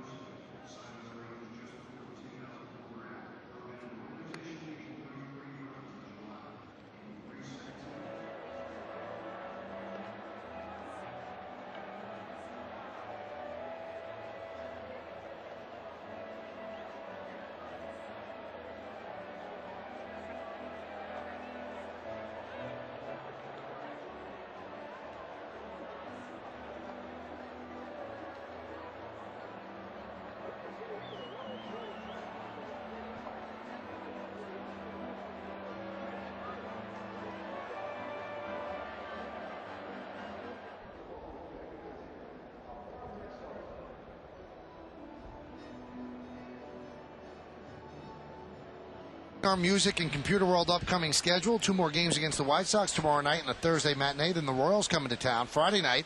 And then Saturday and Sunday at 1. All of those games on Yes. And go an hour before time to get the batting practice show. Half hour for the pregame show. And the pitch to Jerry Owens is outside. Coors Light scoreboard, 4-5-0 Yankees. All 4-5-0 in that first inning. 3-3-0 for the Sox. Jerry Owens, their speedy center fielder, is one of the guys I believe is auditioning for an everyday spot. Can he be the everyday center fielder and leadoff hitter for these White Sox? He's only hit 200 off of left-handers. They just start playing him against left-handers. He does have a lot of speed. He was a wide receiver in college. Considered their fastest base runner in their organization. Hitting 248 off of right-handers. Ozzie has started to play him against left-handers, so he's got 2 months to prove to them he can be their everyday center fielder. Slice right at A-Rod. 1 away.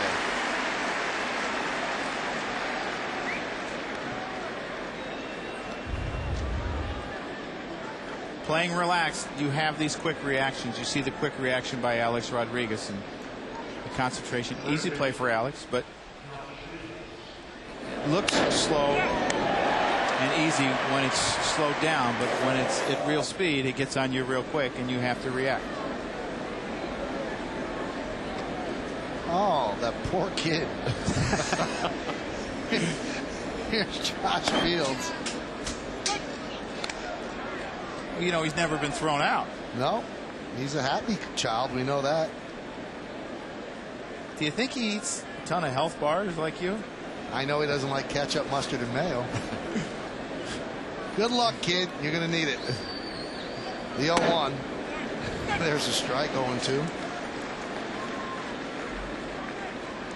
It's interesting how the White Sox, Al, have given Josh Fields a little bit more responsibility. He's a young man that is replacing Joe Creed-Eves, quarterback at Oklahoma State, a very good quarterback at Oklahoma State. So you figure that he's able to relax in tough situations. Good fastball by Mike Mussina, but they moved him up in the order. In June he hit 218. In July he's hit 277, and you want to see guys improve. And you see the late movement here. Well, he said it really comes to this. Josh Fields, good fastball away. Mike Mussina there. He was a call-up along with Jerry Owens, and you know he's expressed his feelings that now he realizes he's in with the guys as opposed to just being showcased as a young minor leaguer, rewarded for your season in the minor leagues. Tome hits one the other way and deep, giving chase is Matsui, but it slices into the seats foul. And now where the White Sox are in the standings, it's given this organization an opportunity for guys like Josh Fields and Jerry Owens to find out, are these legitimate big leaguers going into this offseason? It's a high market revenue city. They certainly can go out if they want to get in key free agents or make the necessary trades. But, so the silver lining, it's not where they want to be because this team was formed to compete and win a championship. But there are a few young players here that they have to take a look at as to whether they're long-term or not. Got to be a little frustrating, too, because now the American League Central has turned into a bearer division. There are good teams every year they can compete. The Twins, the Indians, the Tigers, and it's not just an easy gimme division. The Indians used to win all the time, but it's not like that anymore. You have to have a good team and be lucky. Soft ground ball, right side, Mussina fields. He will tag Tome on the way by, and it's a 1-2-3 inning for Mike Mussina and the Yankees. Alex Rodriguez coming up second in the bottom of the third. 4-3 Yanks.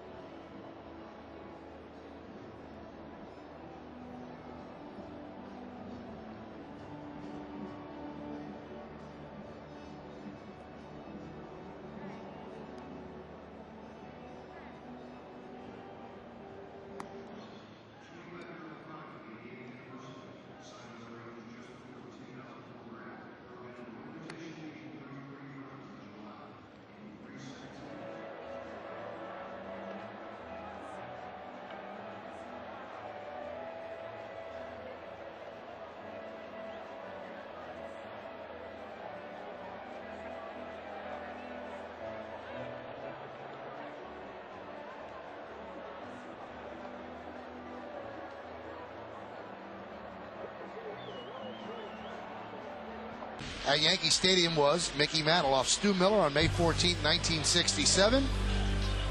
Pulled the ball into the short porch in right field, and that was 500 for Mickey Charles Mantle. In fact, only 2 Yankees have ever hit a 500th home run in a Yankee uniform, Mickey Mantle and Babe Ruth. So Alex Rodriguez is on deck. He's going to try to become the 22nd member of that club. The Coors Light scoreboard has the Yankees up 4-3. Bobby Abreu will start it off. He connected for a home run, a 3-run shot in the first. And Contreras deals. There's a strike.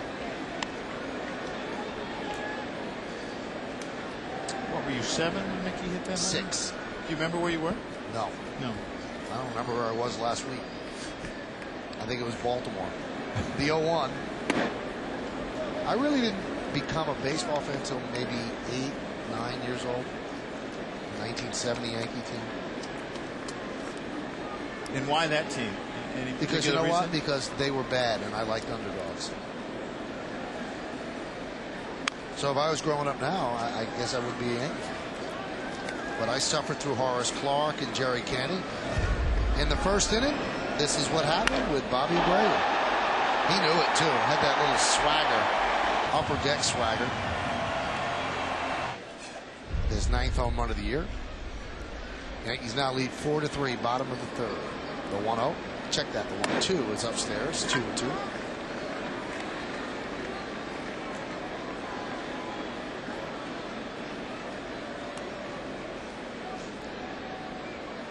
Those are the RBI leaders this season on the Yankees.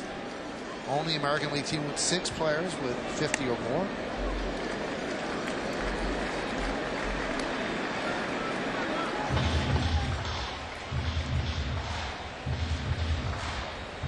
What's interesting about that list, if you would have looked at that list a couple months ago, 1, 2, and 3 would have been Rodriguez, Posada, and Jeter. Ground ball up the middle, another base hit for Bobby Abreu. And the other guys have really picked it up since then. Here's Alex Rodriguez. In the first inning, a good sign. He hit the ball the other way, a high fly ball to right field. And this crowd is primed. They're ready.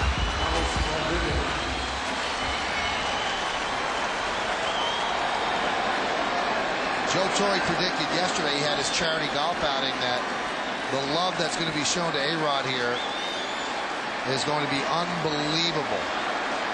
So he is 0 for 13 since hitting his 499th home run off Gil Mesh.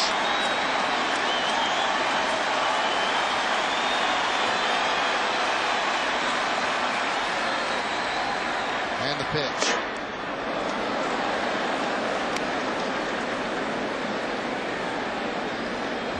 It is Christmas in the Bronx here in July. Unbelievable.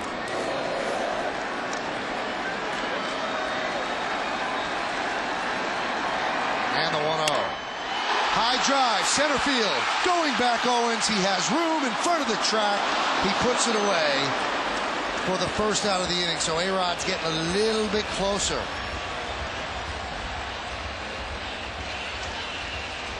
Yeah, anytime you see A-Rod going right center or here at center field, this is a little slider down the way. It was actually a good pitch from Contreras. See, it was off the end of the bat. Alex knew it. But he is getting closer than what he showed in Baltimore. Staying in there a little bit longer. Oh, about 400, 399 feet away.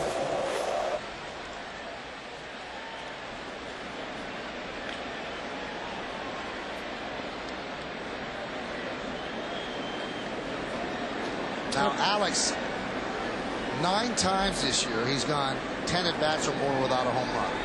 So this is not something extraordinarily unusual, except that he has 35 home runs, so you expect him to hit one all the time.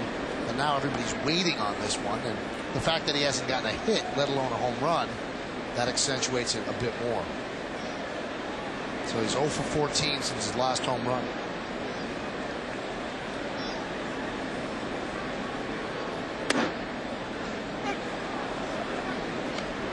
Could be a night of milestones in Major League Baseball.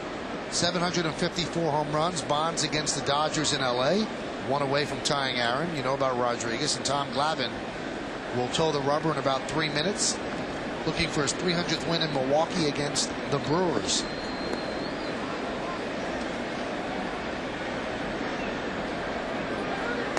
Abreu goes. Throw to second. Perfect. Got him.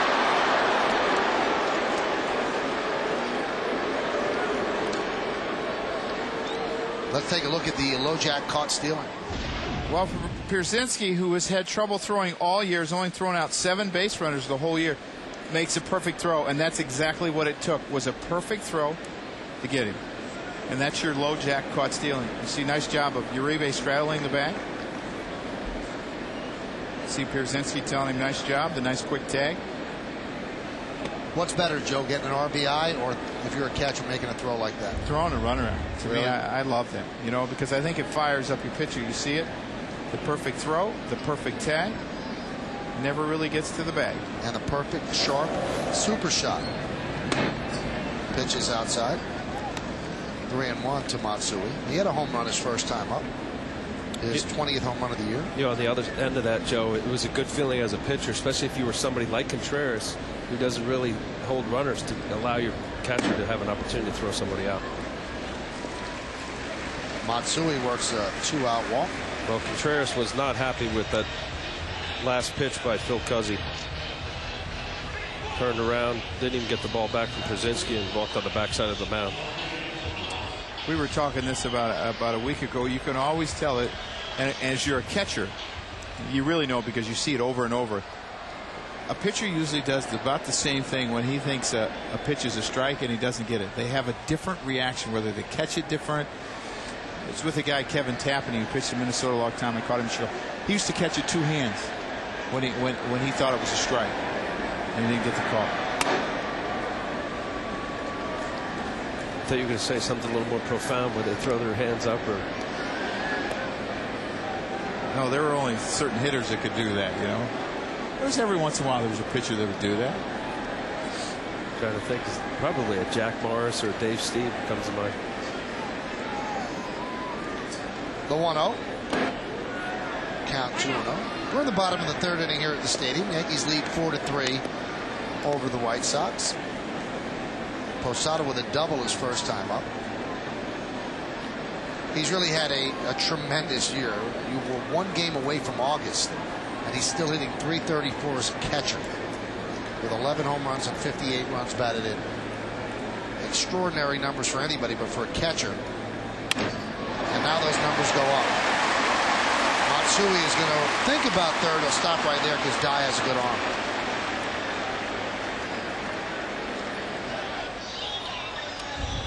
A little bit surprised that Matsui stops on this because Posada is jammed and Dye is going to his right when he fields this ball, and I thought he would go to third fairly easily, but he must have felt that he didn't get a good enough jump. And you see Dye's going somewhat away from third base towards center. Wasn't in a good position to throw, and it looked like he was going to go, and then he changed his mind. And to me, it's hard for an outfielder to stop when he's going from side to side and then make an accurate throw.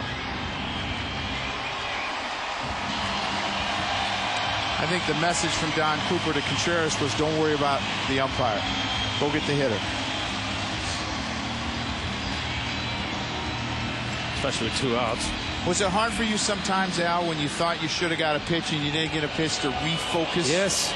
On throwing strikes and doing what you had to do? That's why certain visits, I think, are a waste of time. But, you know, that would be a moment.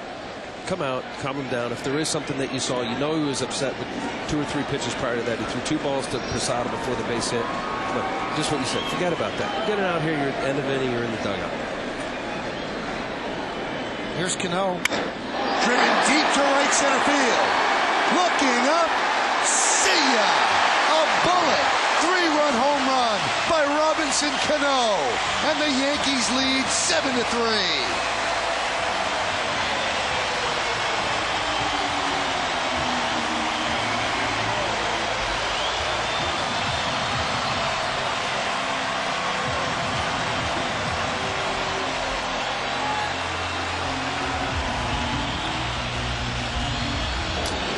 Robinson Cano, his 41st hit of the month, his 9th home run. RBI 55, 56, 57, and this ball's hit a long way.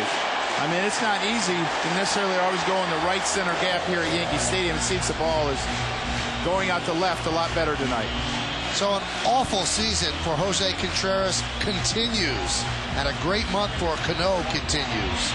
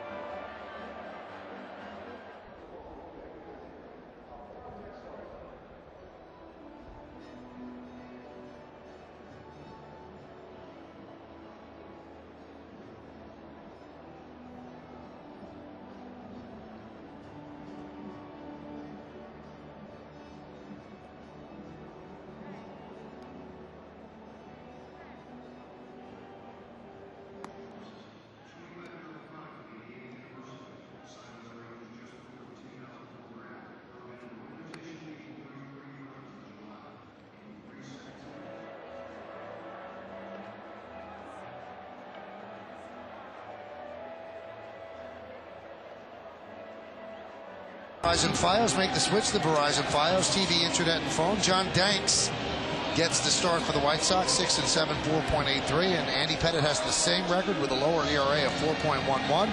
The BP show is at 6. The pregame is at 6:30. First pitch right around 7:07. Charlie Hager is going to take over, but Jose Contreras is sitting there and thinking about 27 earned runs in his last 14 2/3 innings, and that's a very loaded ERA. He just doesn't look good, Michael. I mean, he's making a lot of mistakes with his fastball, and that's what you pitch off of. You pitch off of your fastball, and he's just not getting it where he wants to. Not to say that the Yankee hitters have anything. There you see Charlie Hager's numbers recently called up. The knuckleball. There it is. But there's certain pitchers and lineups, and we did the Tampa series where it was like batting practice. Mm-hmm. And for me, I always wondered, especially if it's.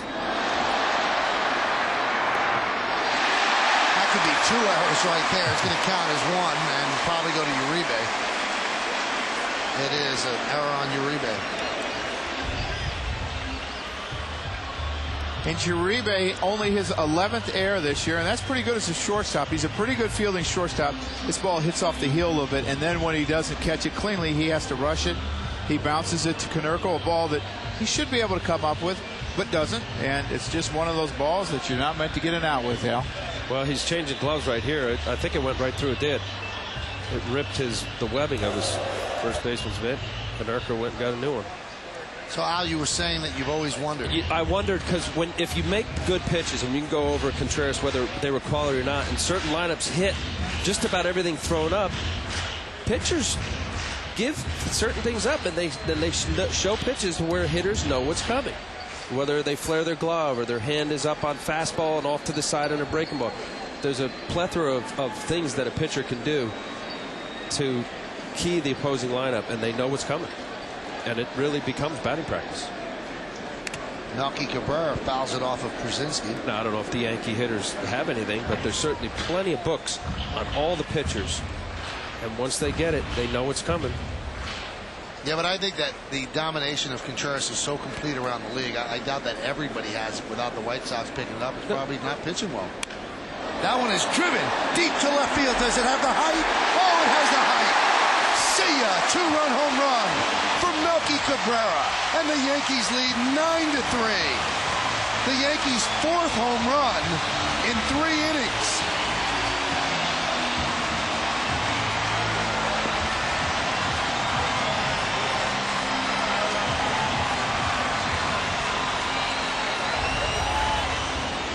Melky Cabrera. He goes down and gets this knuckleball. He's able to pull it right down the line. You see the emotion from Melky. And he's able to hit that ball out because he gets into his legs. And, you know, Melky Cabrera, I think, is going to be the center fielder here for a while because he's able to play defense and he's able to add offensively. And I think that's why Brian Cashman was so reluctant to trade him. Pitch to Johnny Damon is a strike. Oh, the kids are hitting again tonight.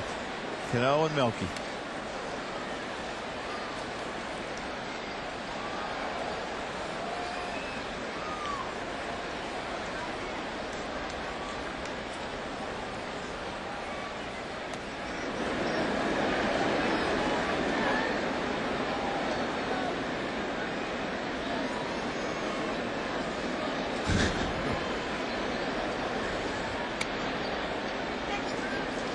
Young and a Yankee. Oh boy.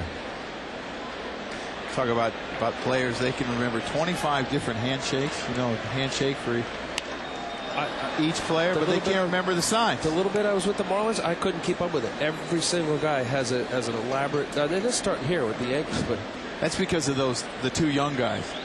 Couldn't figure them out. I mean, they're complicated high fives now. 3-2. And Damon walks. So the Yankees will bat around Derek Jeter, the 9th batter to come to the plate.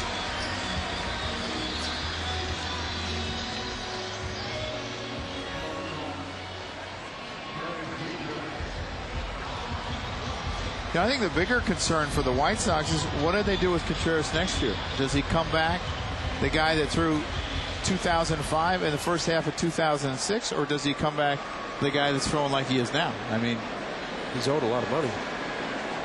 And I think he's got 2 more years on his contract. Yep. That one inside outed the other way and a foul ball. And that's why Kenny Williams, the GM of the White Sox, was so desperately trying to trade him. They probably think that this is Contreras now.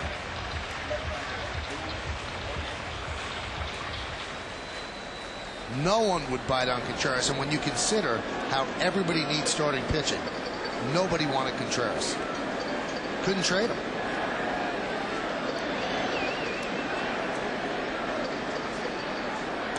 And he was a guy who was such a huge part of the 2005 championship. In the playoffs, he was practically unhittable. You know, that's the one thing with the wild card. I don't think you'll see a lot traded now with starting pitchers. You know, like an ace of a staff, because there's so many teams still in the race when it comes July 31st. You know, Coney used to be the rented guy all the time, but I think because of the wild cards, you see less of those guys. Maybe some relief pitching that you might be able to pry away from the team, or a role player, but very seldom do you see huge impact guys.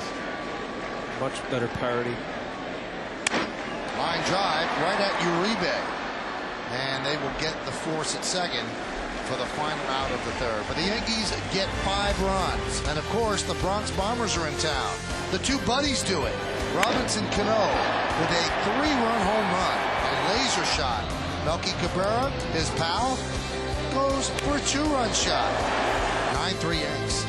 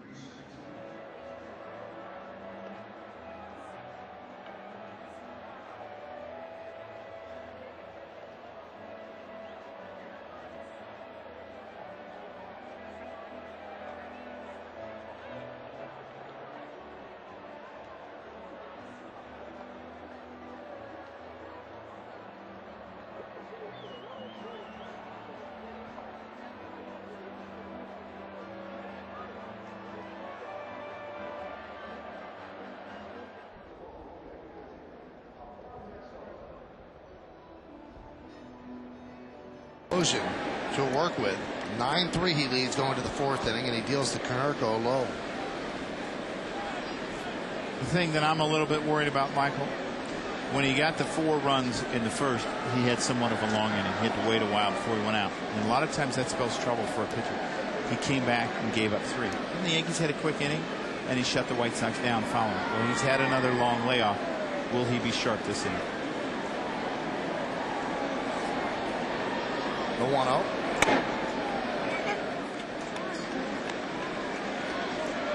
Now my pitching buddy on my left here is saying he'll take those long innings every time. He says it all the time. I would. I'll take 10 runs. I don't care. I'll figure it out.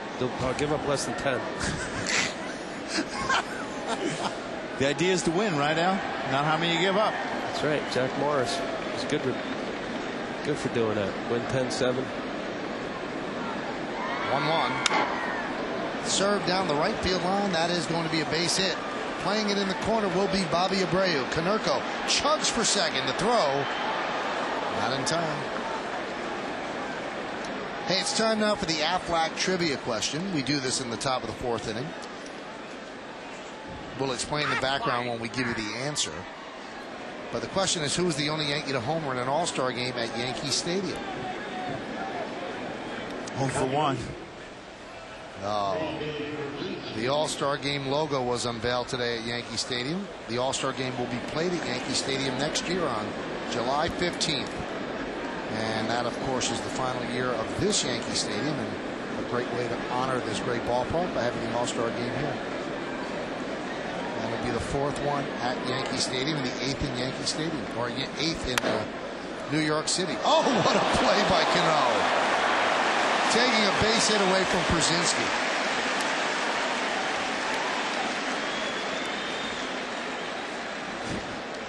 AJ's not happy. That's not for all joy.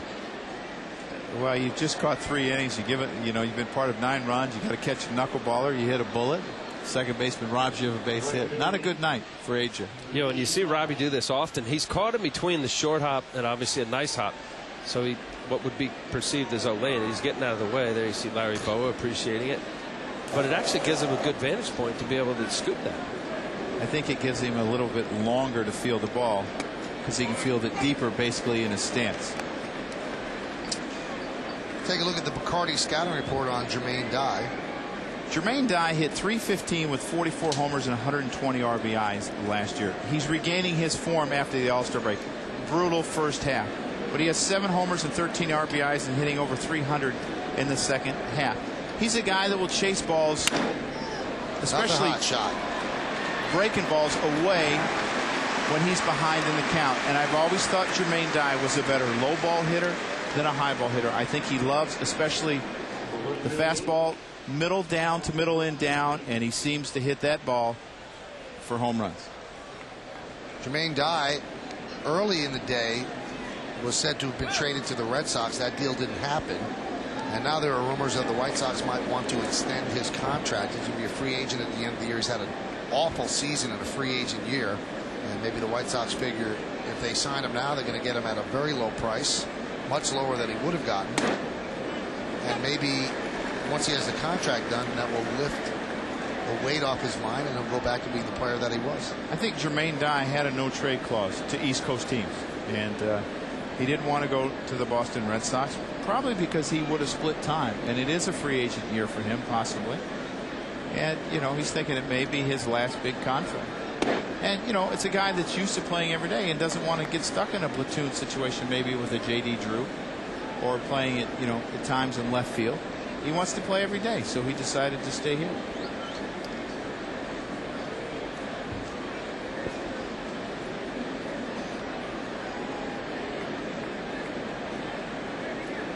I didn't understand the Red Sox thinking on that because it really is an admission that they did not make a good decision on a 5-year deal with J.D. Drew. Because you've got a DH in Ortiz, all your outfield positions are set. The only place that Dye would play would be a platoon with J.D. Drew. Yeah, J.D. Drew a lot of money. You bring in a right-handed stick too, and J.D. Drew being left-handed.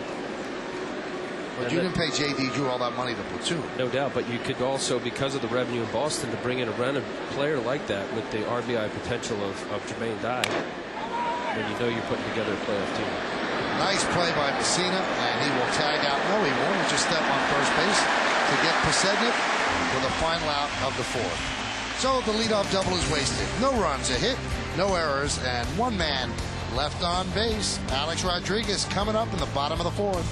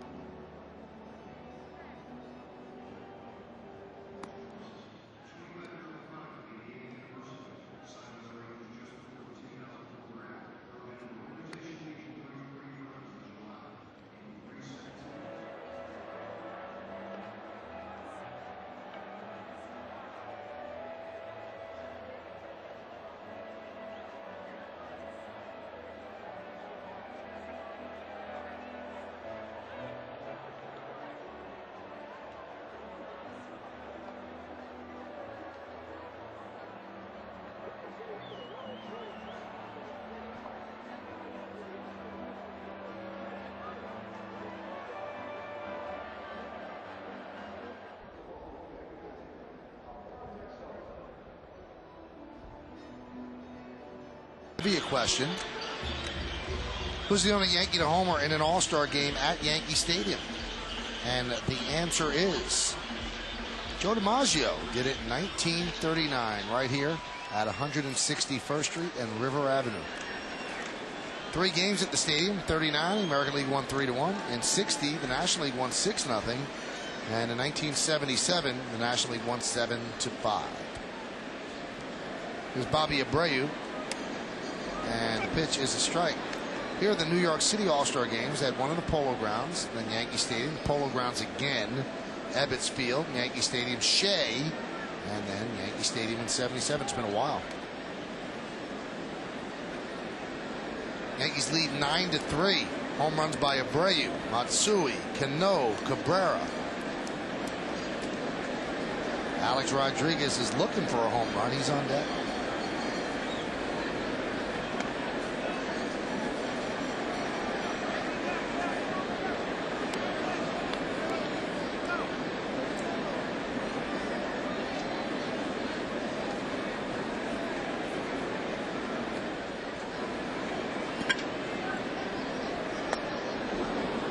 Wonder if a knuckleballer would be a good thing for Alex, or will it throw him off even more? I don't think it's necessarily a bad thing, because I think off a knuckleballer you usually think right center. You think the opposite field. Try to let the ball get deep, and that's when you hit home runs, is when you think the other way. He's got 6 off of Wakefield, so I guess that explains that. Tim Wakefield, the knuckleballer from the Red Sox. Yeah, when Alex is swinging the bat well, he stays on the ball and goes to right center. I would think that would be a good approach against a knuckleballer. And Abreu takes it the other way. Pierzynski back. He makes the play for the first out of the fourth. And here comes Alex again.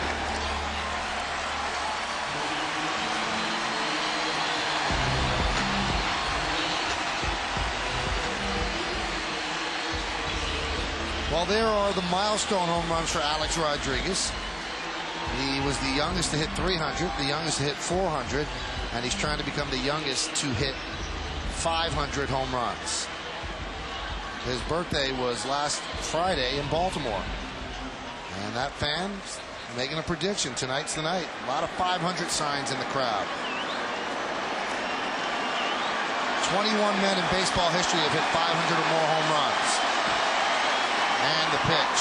And Alex is trying to join that august group. 499 home runs, and they have come off 304 different pitchers.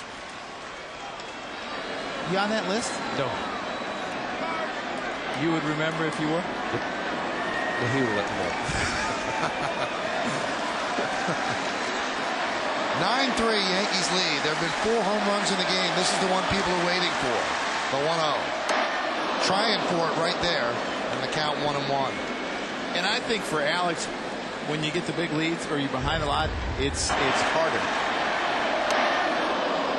See all the flashes. I bet the battery companies are loving this one. And the 1-1. Foul back. But I think it's harder because you can think about it more opposed to going up in a situation where maybe there's runners on first and second and you're thinking, you know, I need to get a base hit because the game's close. Yeah, when it gets blown out, it no longer becomes a situation to win the game. It really is just about your bat and what you're going to do with it. The 1-2. Driven out to right field and deep.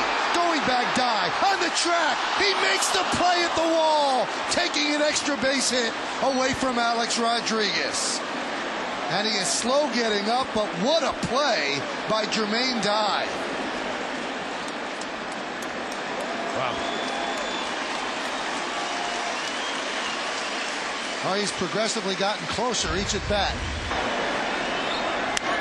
This is a ball where he just needs to get a little bit more air on it. This is a line drive, and this might be one of the reasons the White Sox want to keep a guy like Jermaine Dye. You see him playing hard. It's 9-3. You know, they've been getting beat up all year. He runs hard into this right field wall, and it's a guy that just plays the game the right way, no matter what the score is, the situation, how many games you're back, what time of year it is. And I think that's why they're thinking about re-signing him to an extension.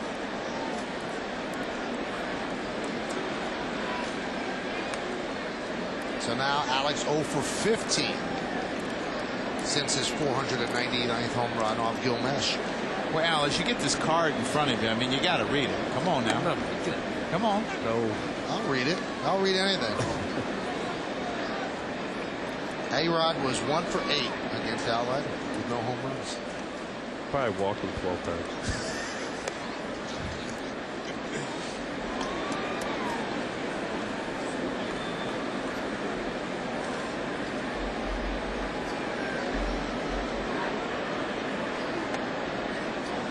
Pitches a strike.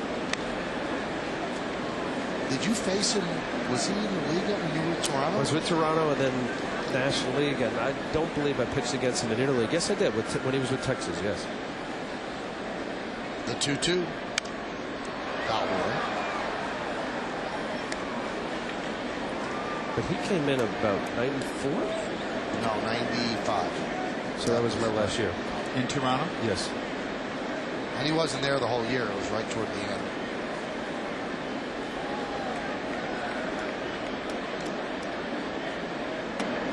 Because if people remember the 95 division series where the Mariners beat the Yankees, Alex, I think, got one at bat. Louis Soto was the shortstop. He got one at bat, and I think he struck out in that series. And Matsui works a walk. 2 walks for Matsui and a home run. Good day for him so far.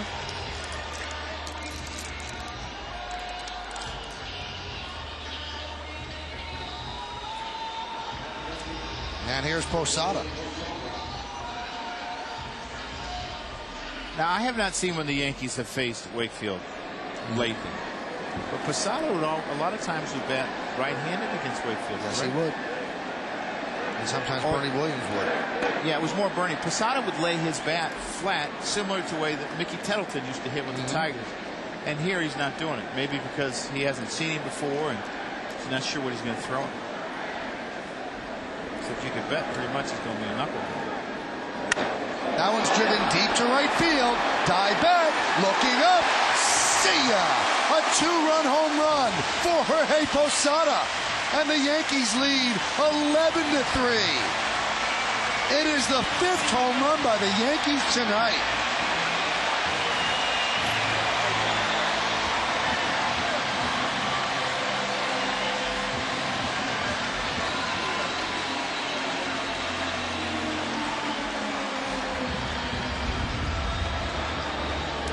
Well, this is a ball that's in the middle of the plate, and Jorge Posada hits a line drive over Jermaine Dye's head into the seats.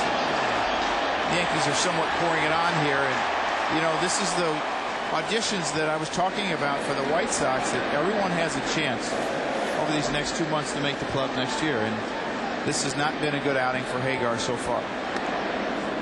Cano with a big healthy cut. 5 home runs, 5 different Yankees, and he missed the handshake of Larry Bowa. So he connected on the ball, but he missed the handshake at third base.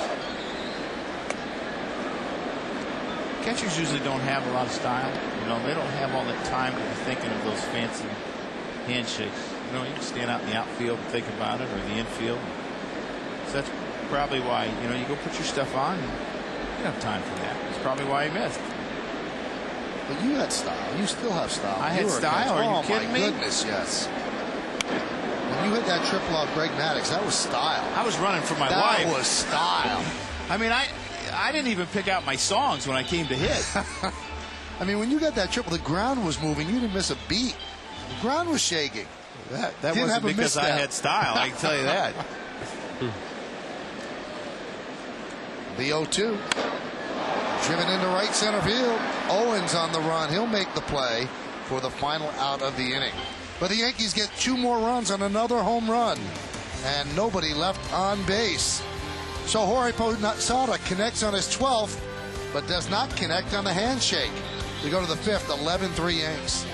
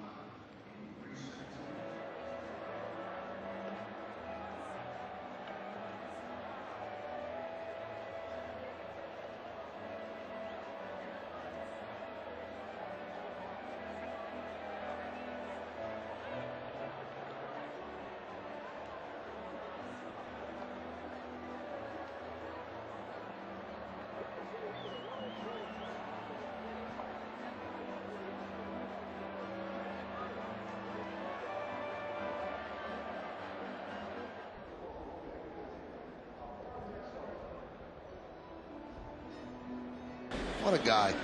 We go to the 5th inning, 11-3 on the Corona Extra scoreboard. The Yankees lead. I would say he had a bad first half when it came to good news, though. Oh, that's true. Way to bring him down to earth. I want to ask you something here. Yes. The Cubs have not won the World Series since 1908. The White Sox won in 2005. Kind of captured the town for 2005, 2006. Now have seemed to lose the city a little bit. You played on both sides of town here. Was that ever frustrating as a player? You're asking me? Let's flip this. I should ask you. Chicago, Cubby. Well, I was on the team Northwestern. Well, I understand that, but I was, you know, the White Sox didn't win while I was there. He's saying was it frustrating on the Mets side when the Yankees were winning? Oh, I thought you were giving me the Chicago thing here. He was trying to parallel Al. That's what he was doing. He's is that what you were doing? Because you played on both sides of town. Right. And you heard the talk about the teams all the time. I guess sometimes it's hard for pitchers to follow catchers' logic. Al, we were talking about it before. I hear Cubs and White Sox. I don't hear anything about the Mets. Let's okay, slow I got it down.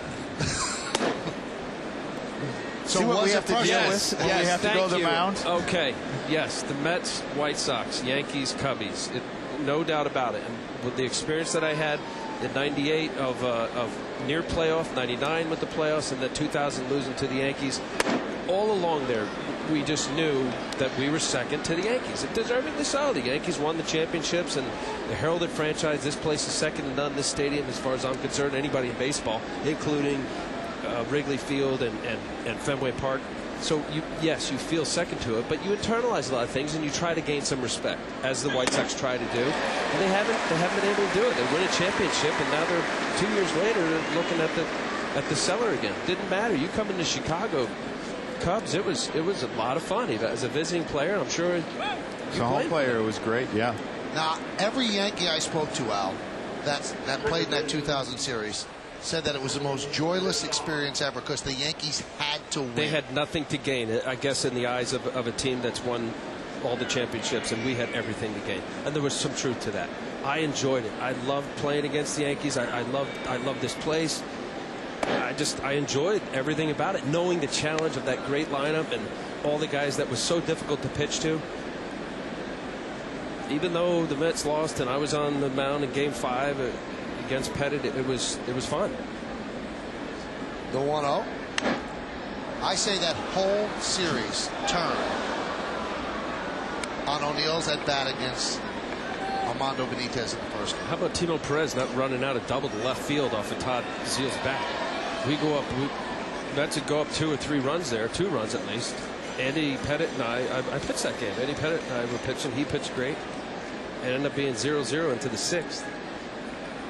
I think Game 1 really was the swing game. Popped up. Canoa's right there. I just felt that if the Mets had won that first game, and they would have won the game, I don't think, if O'Neill had not gotten on. If the Mets had won that first game, they would have started to believe in. I mean, that was a very close series. It was just 5 games, but it was closer than 5 games. Was it what, 11 pitches bat, 12 pitches bat by O'Neill to walk? And we were talking about pitch counts. I mean, here you are pitching at the end of October. You threw about 135 pitches your last game. 142. Yeah. Pitched your heart out. And Bobby Valentine's decision, really, I struck out the side in the 8th. I think it was Tino, O'Neill, and was it you? No, I wasn't there. Oh, you weren't there. I went back to Chicago. It wasn't Posada, because in the 9th inning, I walked Posada to lead off the 9th. Good pitch. Pitchers ever make a bad pitch? Oh, yeah, a lot.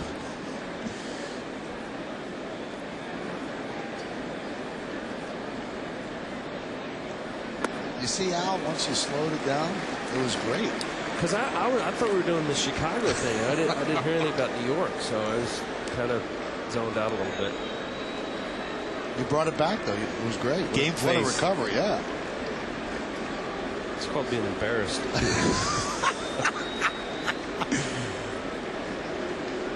(11-3) Yankees lead the 0-2.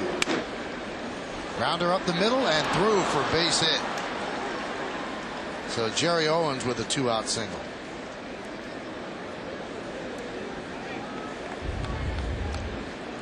Gary Owens going the other way, just far enough out of the reach of Derek. You see him playing slight opposite field to third base side. Good pitch from Mike Mussina down the way. Good hitting, really, from Jerry Owens, staying on the ball enough to get it past Jeter.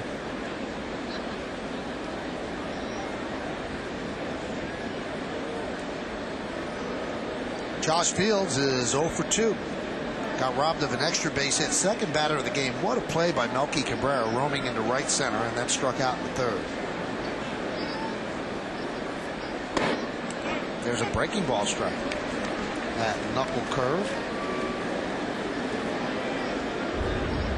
There's a catch we talked about in the first inning. What a play by Melky. Covered a lot of real estate.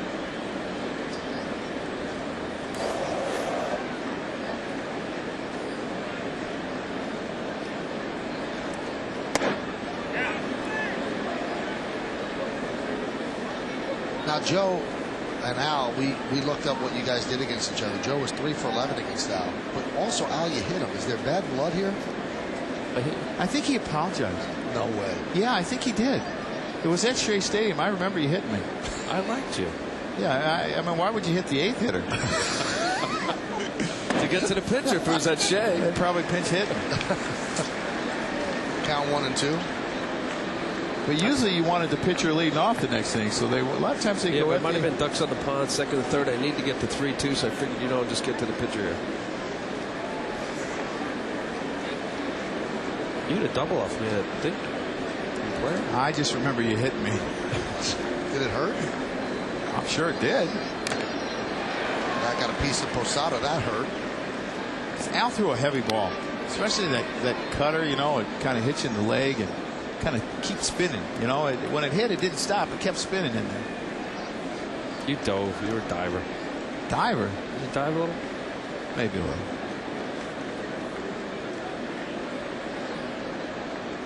Yankees lead 11-3.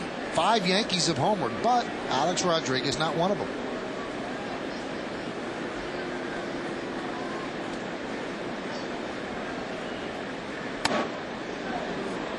That's the way milestones are. What do you think the chances are that 5 guys in the lineup homer by the 4th inning, and not one is the guy leading the American League in home runs? Not very good. No. But that's how the baseball gods work. Just when you expect it, they're going to pull back a little bit. The 2-2. Grounded foul. But he has gotten closer. First a fly ball to right. Decent distance. Then he took it right to the lip of the warning track in center. And then he pushed Jermaine Dye up against the wall in right field. So the next one might have the distance. You never know. He's now 0 for 15 since home run number 499. It's probably piece of gum number 47 since his last hit, too.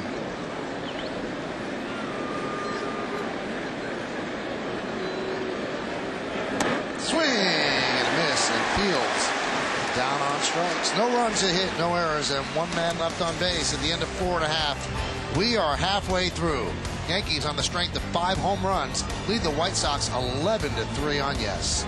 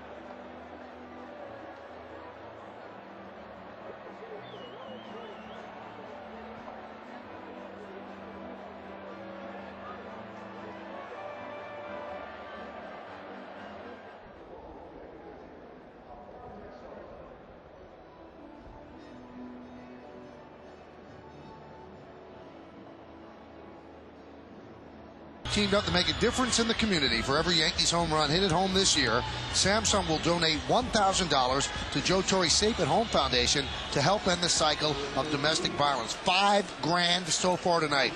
You can join the team and support Samsung's Home Run for Kids by visiting fourseasonsofhope.com or joetorre.org, because a little hope can make a big difference.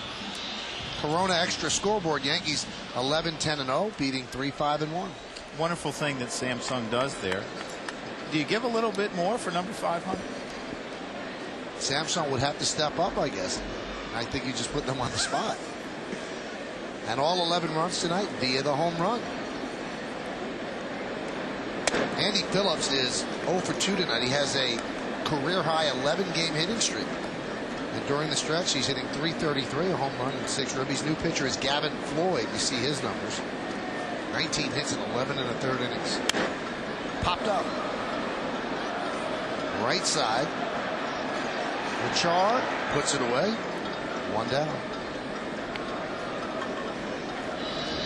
You know, you mentioned the baseball guides. 5 of the home runs were all hit by the person who doesn't lead in home runs. On Sunday when the Yankees won in Baltimore, of their 10 runs, not one of them was via the home run. Speaking of home runs, 3rd inning, Melky Cabrera at the plate, batting right-handed, taking a pitch low and inside and driving it into the seats and left. And for Melky, his 6th home run of the year. Now he turns around to the left side against the righty Gavin Floyd and takes a strike.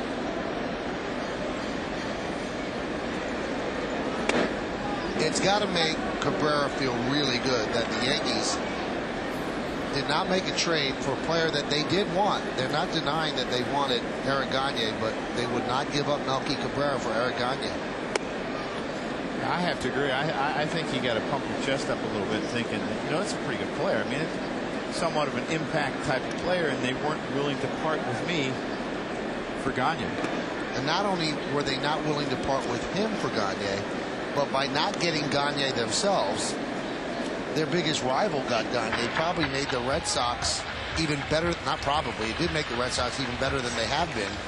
But the Yankees felt that Melky was just a bit too important to give up, especially for a 2-month rental. And Brian Cashman, the Yankee general manager, was saying before the game, in 2 months for a setup guy, he said you probably use him 20 innings. He said, is it worth giving up a pitcher who might be in our starting rotation next year or Melky Cabrera?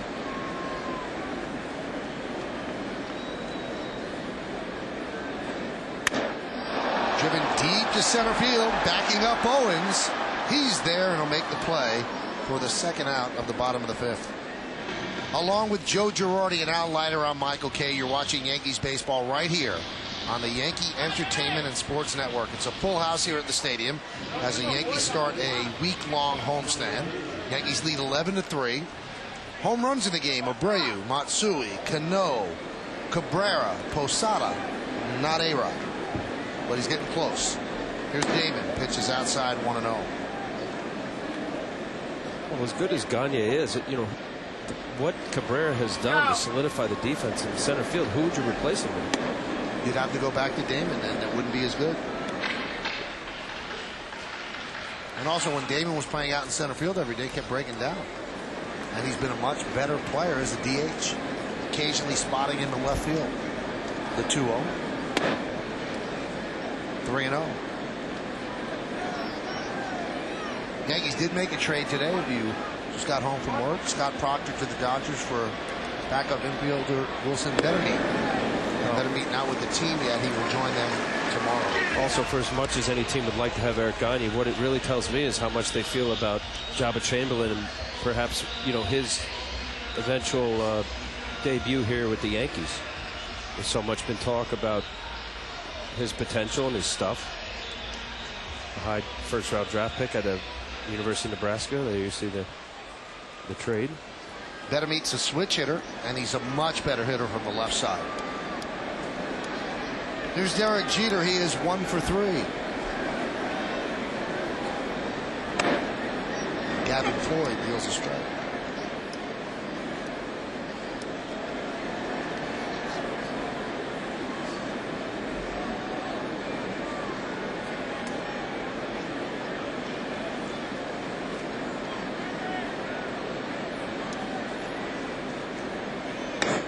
Plus of what you said, Joe, you think that Melky Cabrera, the way he's playing, of course, barring injury, and you know he continues to progress. He's 22 years old. Yeah, he's gonna be 23 in a week or so. And I am so impressed the adjustments that he's made since 2005. Absolutely amazed. When he hit from a, you know, he had no movement in his hands, and it was like hitting from a dead stop. He looked like you could knock the bat out of his hand. Defensively, he looked like he played flat-footed, and it's like all of a sudden he relaxed and found a little rhythm, and he's taken off with it. It's really neat to watch young players progress to me. You see them take the next step and then the next step, and sometimes they come up and you're saying, I don't really see it. I just don't see how he's going to help us. And all of a sudden, it might be a month later, it might be the following year, it clicks, and you're like, wow, never saw that coming. And then some guys, you see it right away, you say, oh, I can see how this guy's going to be good. Some guys, it's just tough to see. High fly ball, right field. Jermaine Dye is there, and he'll put it away for the final out of the 5th. No runs, no hits, no errors, and one man left on base. We go to the 6th inning. Yankees 11, White Sox 3.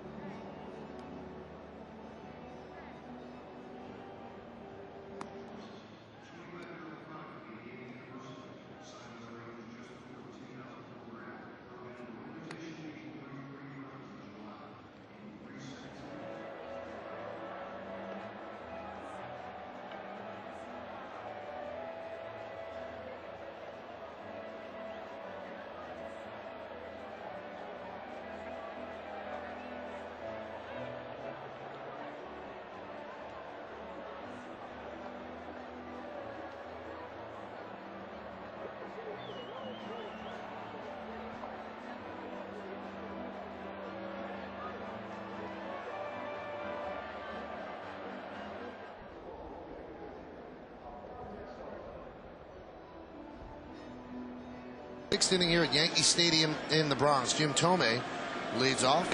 Now, is Jim Thome as nice as everybody makes him out to be, or is there this secret person that we don't know? Nicer. Nicer? Nicer. Yep. Think he's the nicest player in baseball? He'd have a run with Sean Casey. Sean Casey came up under Jim Thome at Cleveland, so, maybe it had something to do with it. But I knew Sean Casey as a kid, and he was a great kid, too. Now, would Thome talk to you while he's at the plate? Oh, yeah. What would he say? We're both from the same hometown. Okay. Yeah. Is that Joliet? Peoria.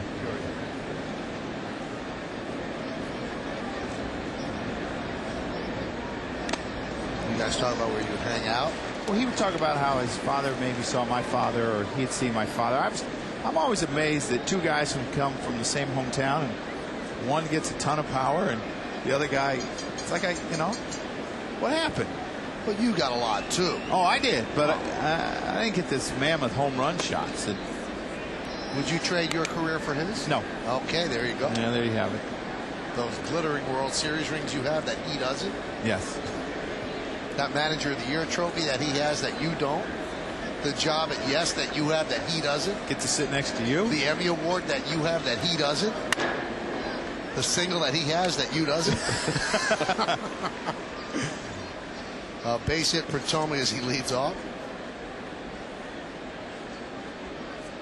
Actually, I used to talk to all the hitters to try to irritate them, distract them. Who could you really irritate?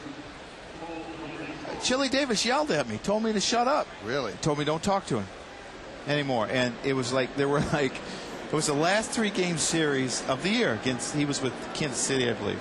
First night he went like 0 for 4. And he told me he didn't want me to talk to him anymore. He hit 2 home runs that day that I didn't talk to him. And I told him when he came up his first at bat Sunday, I said, Chili, I can guarantee you I'm talking to you today. Now, was this after you guys were teammates or before? Before. Oh. Here's Paul Konerko. I've never heard anybody who played on a team with Chili Davis have a bad word to say about him. That they say he was a great teammate. Great. Yeah, great. 82 pitches for Mussina. His easiest inning pitch-wise was the third, but the first was good. The fourth was outstanding. Just that one tough inning in the second when he gave up 3 runs. A home run by Uribe. And we were talking about pitch counts before. I know it's for the fans, but I don't like pitch counts up on the board and velocity. You know, a lot of fans get caught up in the velocity, and velocity for young pitchers on the board a lot of times is a no-no, because they'll look to see how hard they're throwing, because they get so caught up. You know, do I have my great fastball tonight? I think older pitchers realize it's, you know, after being through it for a while, it's not about how hard you throw. It's what you throw and when you throw it and the movement and where you throw it. But I'm not a big fan of all that on the board, and I understand it's for the fans. But it can be a distraction. For a young pitcher, I agree. But as I got older, I used to want to see the speed variation between my fastball and my curveball. And I wanted to make sure it was at least 12. So it was a way to actually see, okay, I threw it too hard. You got a good feel as to whether it worked. You had a nice break. The hitter will tell you a lot. But sometimes you're like, you know, was it too hard? Is it too soft? As a manager last year, Joe, did you try to manipulate gun readings at your home park? I had nothing to do with it. You couldn't do it. I had too much to worry about to be worrying about a gun reading. What do you mean? A lot of young players, Al. The 1-2. Yeah, there were a lot. I remember John Rocker. No sooner he used to finish, he was left-handed at Turner Field. He'd literally turn up, look, and Maddox or somebody used to say, he said if it was under 97, he'd throw a breaking ball. If it was over 97, you could book it. He was throwing another fastball because he liked it. I remember Mondo Benitez used to be staring up there all the time. So there were certain pitchers. I would imagine if you had some say, apparently you didn't, you'd turn it off. Or I'd turn it up. Right. Or turn it up. And say, oh, man, you got a great fastball tonight. I believe that happens in the stadiums. Well, we're off. Yes, we have a different gun than what's going on in the stadium, and ours is always a mile or two different. Well, we have 66 on some of the fastballs, so. Sometimes I think a lot of it's the angle that the gun is at and where it's positioned. Does it pick up the baseball?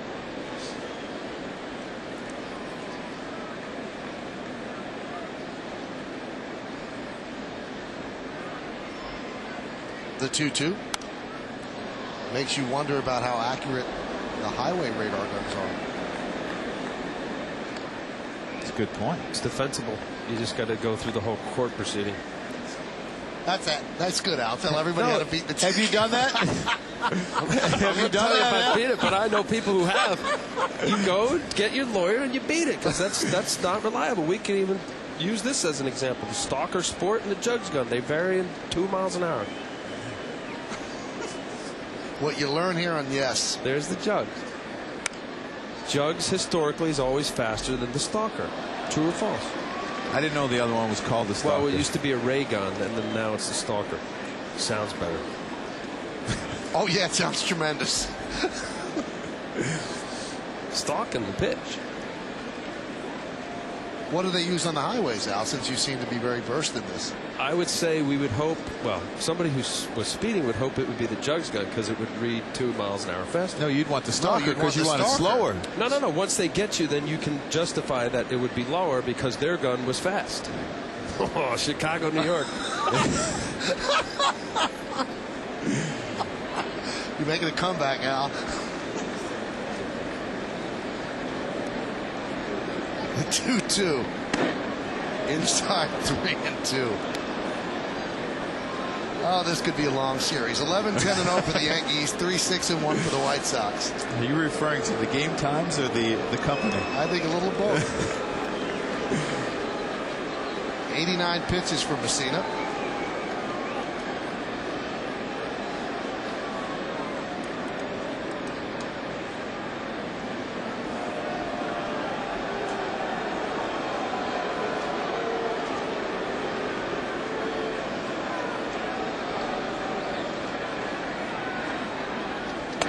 Strike 3. Konerko down looking.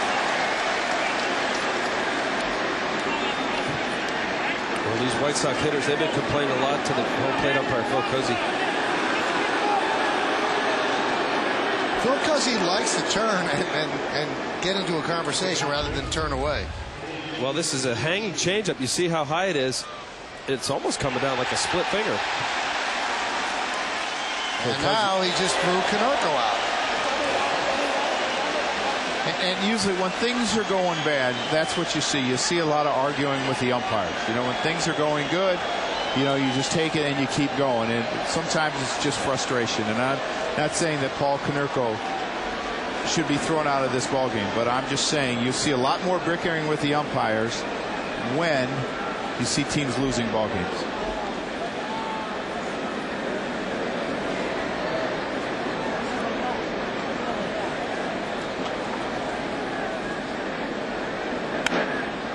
Pierzynski pops it up.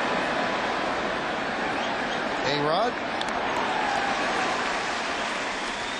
2 away. Well, let's see what Paul Konerko was complaining about. Now, this is a high strike. You see where Posada is setting up a little bit higher, but that was probably in that range right there. The book is, this is the strike zone. Well, you can forget about this area because that just doesn't happen anymore. That was above the belt. Normally at the major league level, they don't call that a strike. Rule book strike, it's a strike, but home plate umpires don't call that pitch that's a little above the belt.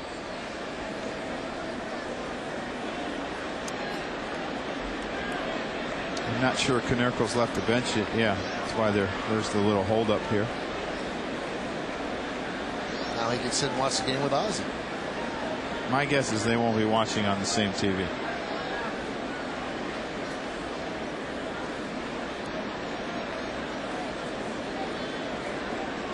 Don Cooper, the pitching coach. And as a manager, even you get thrown out of a game, if you want to get a word to your coaches, it's not difficult to do. You could be in the runway. You could send a bat boy down there to send a message. I want this guy taken out. But in a game like this, I'm sure that Ozzie Guillen is allowing Joey Cora to run the game. Yeah, I mean, as you know, if the score is going to stay like this, he's probably going to allow him to, you know, to run the game. And then, you know, if it gets close, you put on a mustache and you go to the end of the dugout.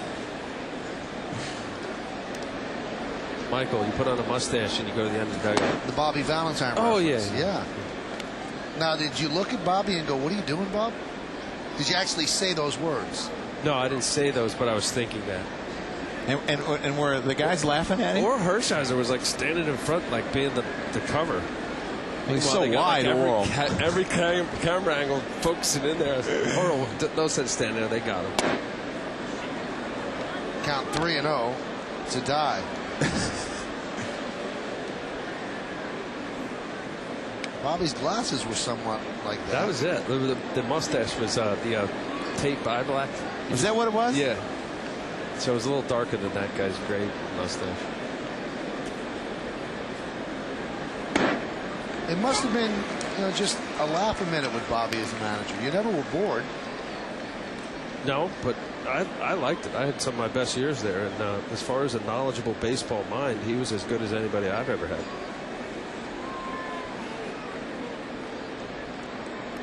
(3-1) foul back.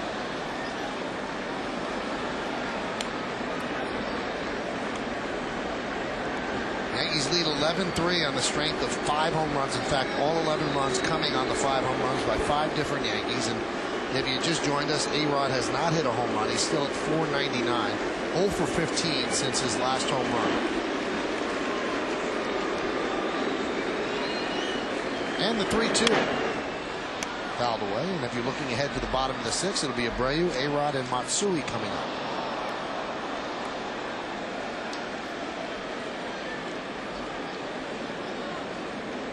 Mussina is at 97 pitches. And someone's loosening in the bullpen as you get close to that number. Mike Myers. How are you with that 100 pitch stuff? You know, Al, I had so many young pitchers. We tried to keep around it for the most part with the young starters. Swing and a miss. Took something off that and died way out in front. 6th strikeout for Mussina on his 98th pitch of the game. No runs a hit, no errors, and 1 man left. Bottom of the 6th coming up. Abreu, A-Rod, and Matsui.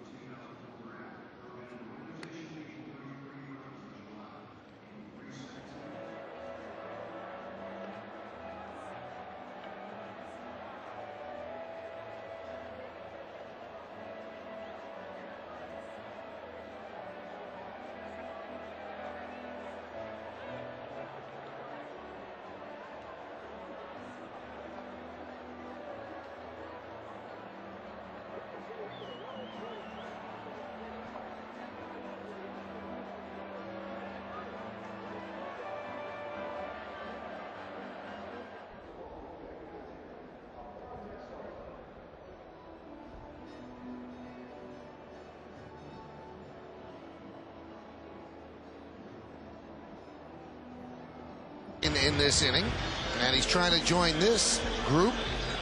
These men, the only men in baseball history to hit 500 or more home runs. There are 21 of them. And obviously those two columns are a little off balance. They need one more name to make it an even 11 and 11. Alex Rodriguez will bat after Bobby Abreu, who takes a pitch outside 1-0. It's been a night of flashbulbs and near misses for Alex. Not for Bobby Abreu, 2 for 3.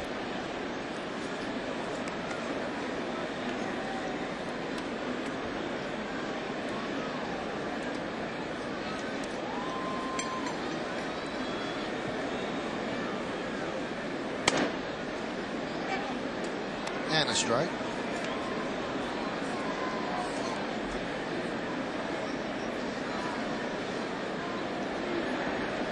The 2-1. Late swing, a foul ball. Count 2-2. New first baseman. Remember, Paul Konerko got thrown out. Darren Erstad just came off the DL.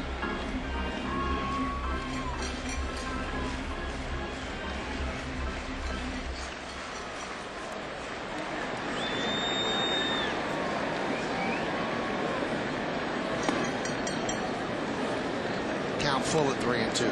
Gavin Floyd might be pitching for a starting rotation spot for this White Sox team. The way Contreras has been pitching, there's some talk that Gavin Floyd might be taking that spot. He was traded for Freddie Garcia this winter from the Phillies, Bobby Abreu's old teammate. So what do you do with Contreras? Well, what you're doing now isn't really helping, and if this is a situation where the White Sox are clearly out of it, don't you want to see what you got Freddie Garcia for and give him an opportunity? Can you maybe experiment making him an 8th inning guy? Ground ball on a broken bat and a single for Abreu. Here's Alex Rodriguez. He's 0 for 3, but let's take a look at his 3 at-bats. In the first inning, against Jose Contreras, hits a high fly ball to right field, caught by Jermaine Dye.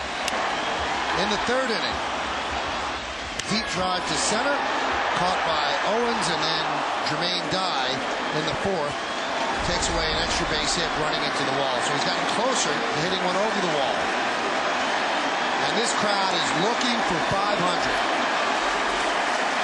He's the youngest man to hit 300, the youngest man to hit 400, looking to become the youngest man to hit 500. The chant of "Let's go A-Rod" here at the stadium.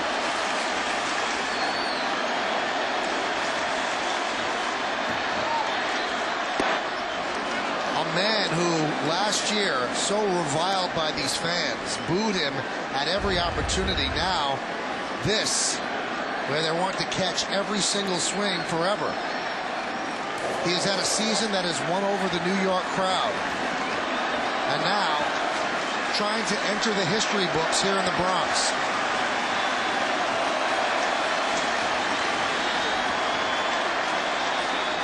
The 1-0. High fly ball, shallow left. Posednik coming in, and he'll put it away for the first out of the 6th. Let's get back to Contreras a little bit. Do you think about making, you see the pop up by Alex, this ball just ran in on him a little bit. He knows he got beat just a little bit by that fastball inside by Gavin Floyd. Do you possibly see, can he help us in the 8th inning? Or? Well, what I do see, and you see, everybody sees it, he's 5-13 with a 6-something. Over that now after this performance. He's not helping your ball club. You know where he is. You know what he's capable of doing. You want to see somebody else who's younger. You need to either give him a breather. You need to get him to do something differently on the side. You put him in the pen. Maybe he would be an effective 2-pitch pitcher on the pen. Matsui, deep drive to right field. Looking up is Dye. See ya! Another home run for Matsui. He does not want this month to end. The Yankees lead 13-3. Matsui on fire.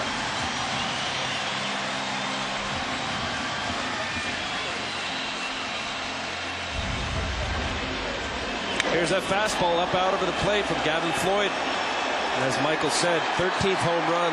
July has been unbelievable for Matsui here. Turning on fastballs. That ball was was up out over the plate, still able to get the barrel of the bat and pull that ball.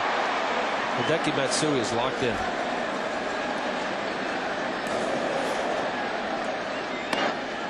Month of July, 13 home runs. And Alex Rodriguez laughs, all these homers flying out, but none off his bat. And Matsui now has 28 runs batted in this month. That's the most of anybody in baseball, 13 home runs this month. I believe that's the 199th run that they've scored in the month of July. I mean, you think 199 runs in 1 month. Well, it's a team that a lot of people thought was going to score 1,000 runs. 200 runs a month gives them 1,200. So Posada's numbers, he's a triple away from the cycle. That's not a likely hit for Jorge. He did have his first, though, in Kansas City last week. Yes, he did. Need an outfielder diving for a ball, getting by him. Last cycle for the Yankees way back in '95, Tony Fernandez against the A's.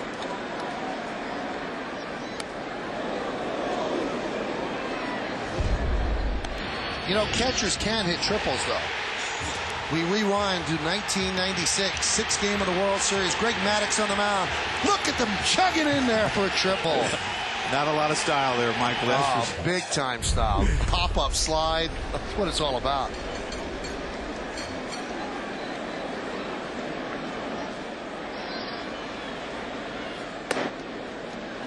And the count 3-2. You ever dream about that? No. You ever daydream about it?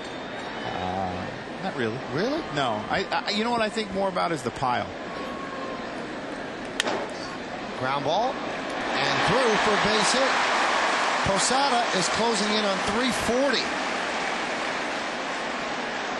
I think you got to keep running until they get you out there, see if you can get to third. Little league. It's like a little cut fastball down and in. Usually the sweet spot for a left-handed hitter, like the ball down in that low thigh-high area. Got a good skip kick up, making it difficult for Danny Richard to field it.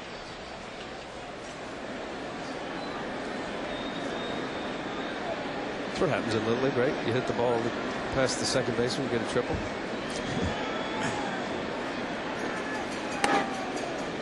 It's the Cano. That's right. Well, it's Posada's second 4-hit game of the year. Matsui's second career multi-home run game. That's hard to believe. Just 2, where he's had more than 1. Last time was August 16th of 04 against Toronto. Line drive, base hit down the right field line for Robinson Cano. Posada heads to third, Cano heads to second. They're going to hold Posada up at third. Took Dye a while to dig that ball out of the corner.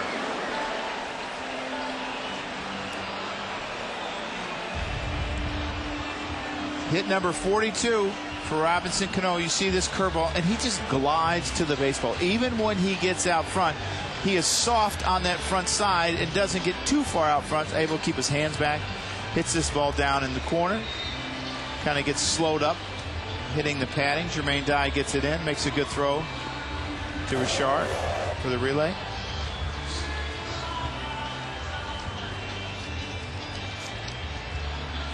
This copyrighted telecast is presented by authority of the New York Yankees and may not be reproduced or retransmitted in any form, and the accounts and descriptions of this game may not be disseminated without the express written consent of the aforementioned New York Yankees.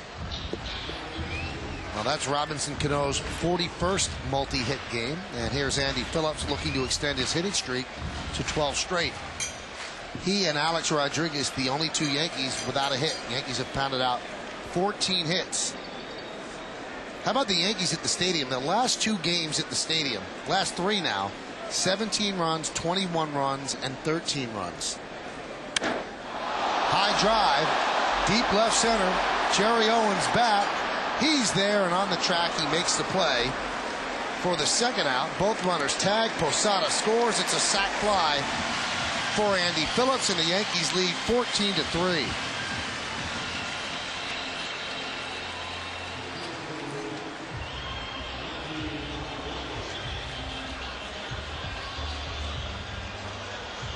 So Phillips gave it a ride to pick up his 18th RBI of the year. Cano moves to third, and here's Melky Cabrera. 14-3. That was the first run scored tonight, not via the home run. Line to left field. Pierzynski will put it away for the final out of the sixth. But the Yankees score 3 more runs on 4 hits, no errors, and 1 left. Right in the middle of it, another home run. Matsui, second of the game. 21st of the year. A 14-3 Yankee lead.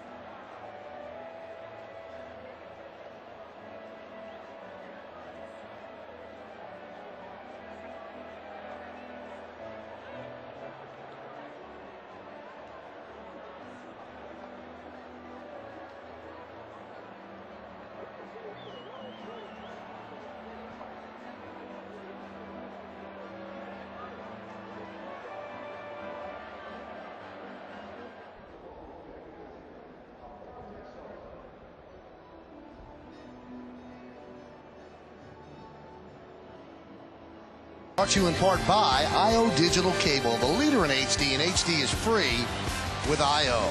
And by Audi, truth in engineering.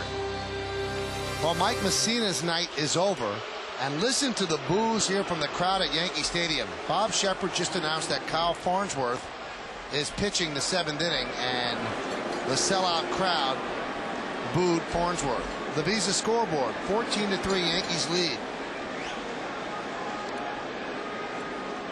Now, Posada and Farnsworth, last time together on Sunday, it wasn't pretty, as Farnsworth crossed up Posada and hit him squarely on the left wrist.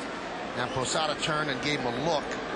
They kind of exchanged words on the mound, and Alex Rodriguez stepped in the middle so it would not escalate.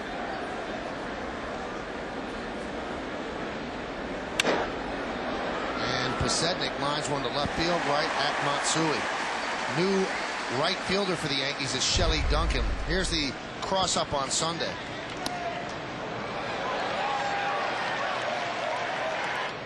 Now, at the time, Joe, Al and I were doing the game, Al said he could never recall somebody crossing somebody up with just a runner on first base because they don't change signs.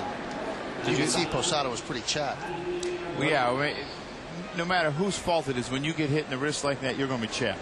You know, when you get chapped as a catcher, when you block a ball and it hits off your wrist, because it hurts. You know, forget whose fault it was. It, you know, the pain is upsets you. Now, Farnsworth didn't want to talk about it. Was very angry after the game. Also criticized Joe Torre for not using him enough. And a lot of people thought that Farnsworth would be dealt by the trade deadline today. And Joe said, in effect, we're not having a fire sale here. So Farnsworth is on the team, will be on the team, and here he is pitching the 7th inning. He wants to use Farnsworth more, but the bottom line is you got to be in those situations where you can use him. And also, Farnsworth can't pitch 2 days in a row effectively. So there's a lot of barriers there in order to use him a lot. Did you have guys that didn't have somebody at second base where they used multiple signs? Roger was the only one. Roger Clemens was the only one that used multiple signs. So Slider, and Uribe could not hold up. Hey, if you get a chance, stop by and visit our friends at J&R Music and Computer World.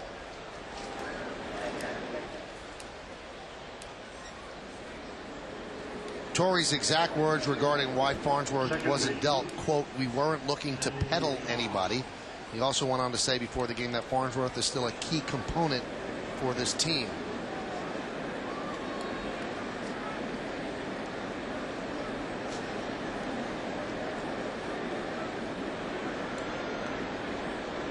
Now, before the game, the media came up to Farnsworth and asked him, they wanted to ask him about not being traded, and Farnsworth, when approached by reporters, said, quote, "Don't even come over here. I have nothing to say." So Farnsworth has not been very happy of late. The 1-0. 2-0. Can they make him a solid member of this bullpen? yes. Can they salvage it? Yes, you How? can. Well, I mean, it comes down to Kyle making the pitches when he needs to make the pitches, but high fly ball, right field. Shelley Duncan is there, and he'll put it away. And Farnsworth works a 1-2-3 inning. We'll talk more about that when we get back at the end of 6.5 here at the stadium. Yankees lead the White Sox 14-3. It's time for the 7th inning stretch, but stay right where you are. Here at Yankee Stadium, we will honor America by listening to the voice of Yankee Stadium, Mr. Bob Shepard. Your attention, please, ladies and gentlemen. Would you please rise? Now, please offer a moment of silent prayer as we remember the servicemen and women who are stationed around the globe, and especially remember those who have lost their lives defending our freedom and our way of life.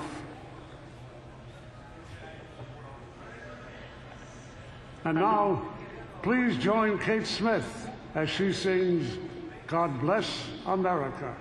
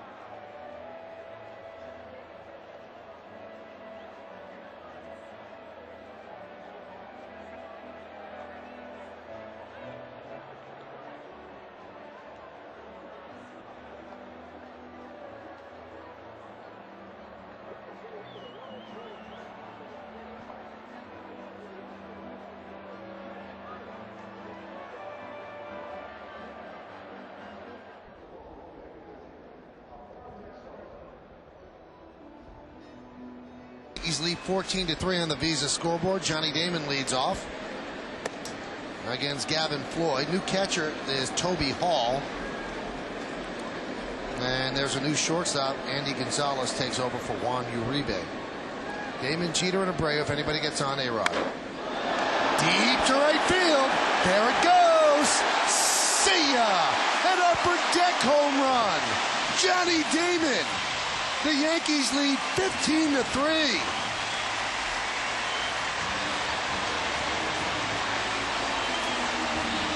The 7th Yankee home run in this game.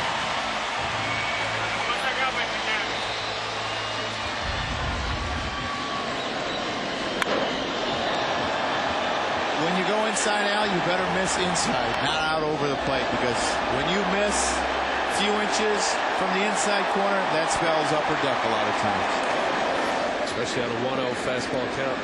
When it rains, it pours.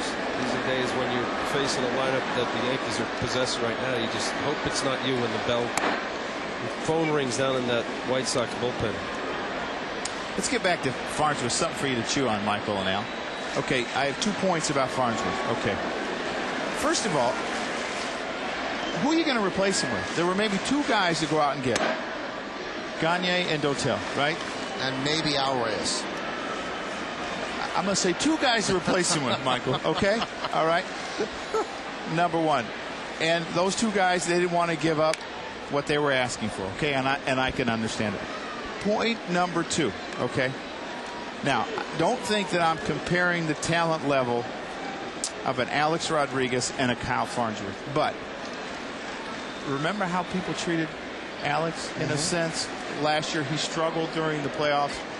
Where would the Yankees be without him now, number 1? And number 2, how many guys in this league can throw 98 miles an hour? I think that was like 4 questions. But how do you straighten him out? How do you make him an effective member of the bullpen? Well, somehow you have to get him comfortable in believing in himself.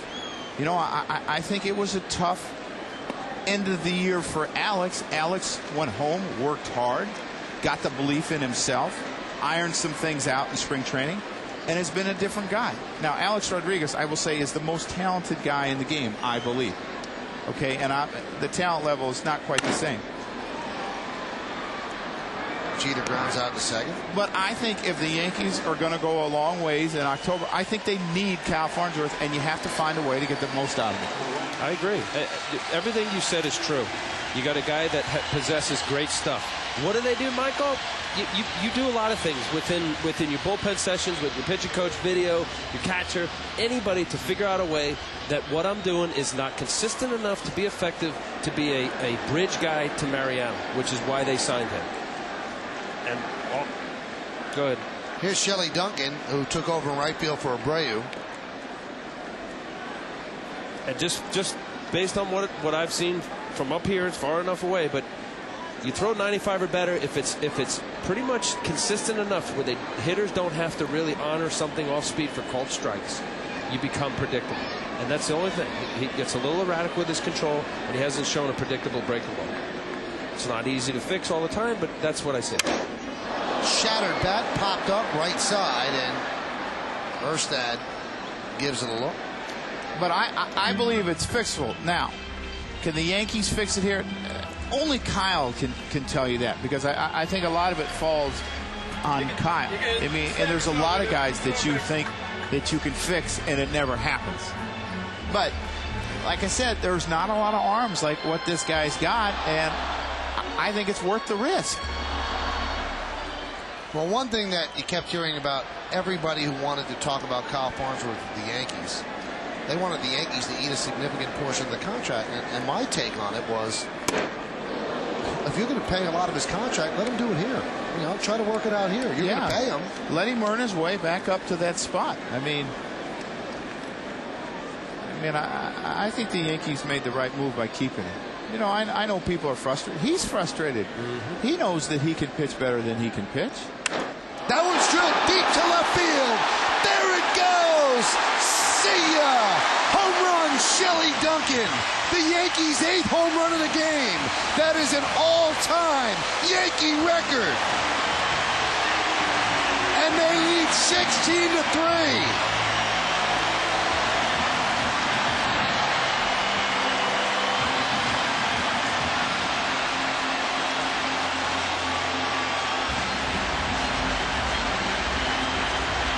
with the high fives.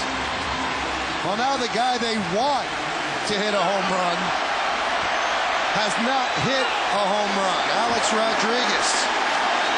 8 home runs. The Yankees have done it once before in 1939. Curtain call for Shelly Dunkin. Here's A-Rod. Can he make it 9? Can he make it 500? Can he be the 22nd man to hit 500? And he'll take a pitch low, 1-0. It is like the ultimate tease. Everybody in the pool with a home run except for Alex Rodriguez.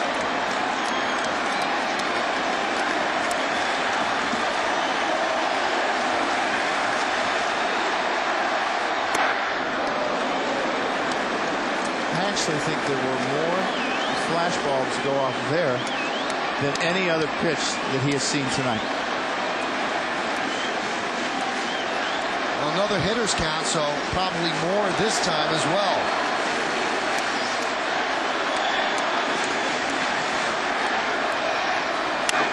Line drive to center field, and right there is Owens. And Alex is 0 for 5. The number 2 hole in the lineup, the number 4 hole in the lineup, and the number 8 hole in the lineup, the only holes without home runs. And they're trying to capture that home run swing, but they will have to hit delete after the line drive to center field.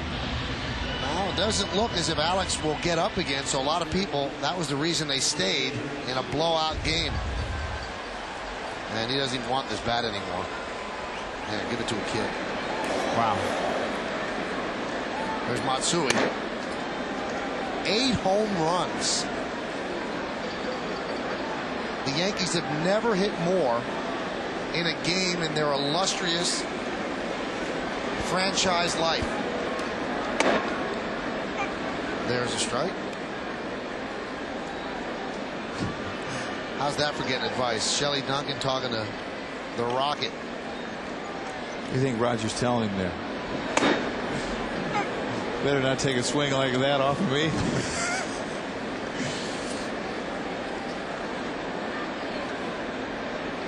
Good night for Kevin Long. Hitting coach, your team hits 8 home runs. You have to feel good about life. And the Safe at Home Foundation has $8 grand because of these home runs from Samsung.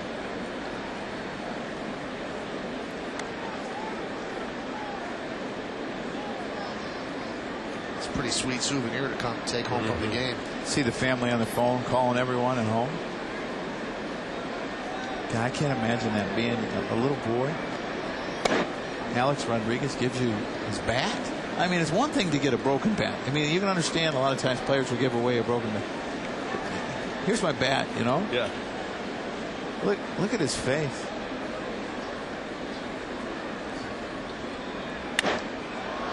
Popped up. Left field. Pierzynski will put it away for the final out of the inning. On a night of home runs, Johnny Damon went upper tank in right field. His 6th home run of the year. And then the kid, Shelly Dunkin, chips in with a solo shot of his own. 16-3.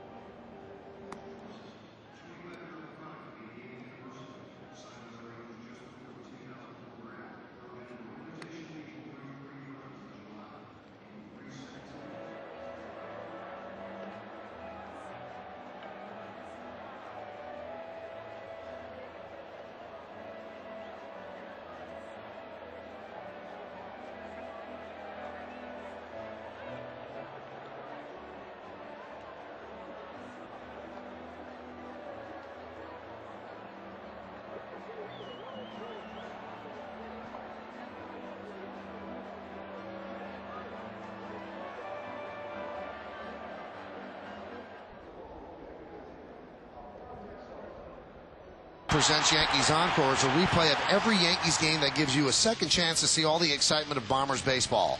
WB Mason presents Yankees Encore later after each game and again the next morning at 9, only on Yes, the moon disappearing. And so is the opportunity of Alex Rodriguez hitting a home run. Wow, WB Mason getting a lot of play here at the ballpark. Mike Myers takes over, but Alex Rodriguez out of the game. He's replaced at third base by Chris Basak, and Derek Jeter out of the game. He's replaced by Miguel Cairo at short. There's Miguel. And Myers deals. Sliced between those two into left field for base hit for Owens. So he's 2 for 4 tonight. 51st game for Mike Myers. 38 innings, 34 hits. And another lefty gets a base hit against Mike Myers. One thing I wanted to hit on today, with the game being 16-3, it certainly is as good a time as any. Tom Glavine is at 299 wins. He's got a 2-1 lead right now over Milwaukee. I believe it's in the 6th inning. It's the top of the 7th now at Miller Park. Fields fouls it away. Randy Johnson is 16 away. He just had back surgery. Many people think that Tom Glavine could be the last 300 hitter we see in this generation. Do you believe that, Al? Yes. Why? I don't think guys will play as long. Ground ball is short. Nice play by Miguel Cairo. There's one on the first, a double play. You got to play 20 years to win an average of 15 games a year. It's pure dominance, or you play longer than that, obviously push yourself into 24, 25. Great play, Miguel Cairo. Nice little flip over. Robbie to Phillips. I just don't believe that guys will endure what it takes. I think the money's great now, and I just don't think that there'll be pitchers that pitch long enough to get it. It's that difficult. In a day that it's much more difficult to pitch, and also with the 5-man rotation. You don't get as many starts as once upon a time, and it's harder to pitch today. And also with the advent of using the bullpen 7th, 8th, and 9th, you've got a lot of guys that could come in and blow your lead and take a lot of wins away. I think you have to start thinking about guys that could possibly do it. And as Al said, you don't want to say never that it'll happen again, but the crop right now, you don't really see it happening. And I think Al made a good point about the 5-man rotations, the bullpens. There's a lot of factors, the way they treat pitchers with pitch counts. But hasn't Glavine been, for most of his career, part of a 5-man rotation? And he's never missed a start.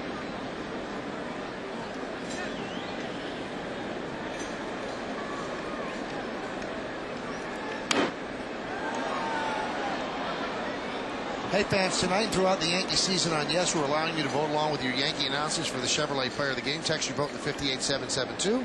For more information, visit ChevyOffers.com. You can vote right up until the end of the game. Vote now. Make your voice heard. Tonight's candidates are Bobby Abreu, Hideki Matsui, Jorge Posada, and Robinson Cano. Standard text messaging rates apply. I just did a game that Roy Oswalt pitched in Houston, and he's 29 years old with 108 wins. And he's been dominant, and start adding those numbers up. He gets 15 wins for the next 10 years. He's still short. I mean, and now you're getting close to 40 years. I mean, Al's got a pretty good point there. Well, Tommy Glavine also. When did Questek kick in? Glav started 87, 88 with Maddox. I'd say from 96, 97 on with Questek year round. Guys are much more physical and stronger. Jim Tomei looks at a called third strike for the final out at the top of the 8th. No runs a hit and nobody left on base. We go to the bottom of the 8th. Another home run for the Yankees. That's how the ball looks to them.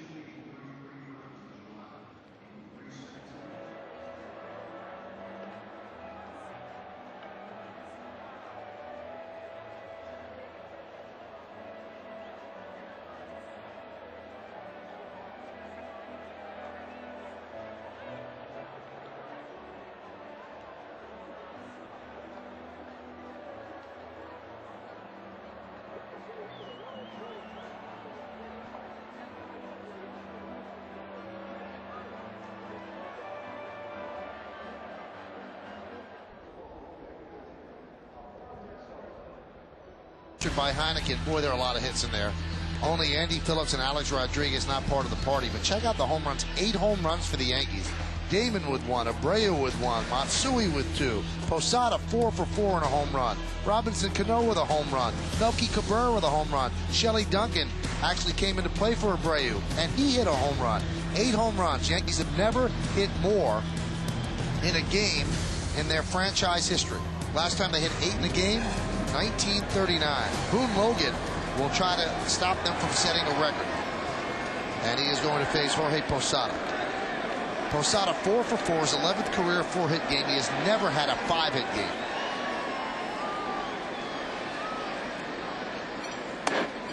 Pitches inside. 16-3. Those are Logan's numbers. He's got good stuff, has a good arm. With a 5.59 ERA.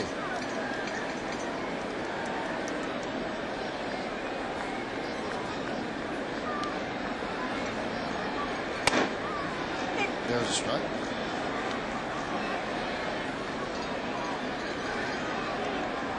Double in the first, single in the third, home run in the fourth, and a single in the sixth. And he has 3 runs scored as well. Big night for Posada, hitting .340.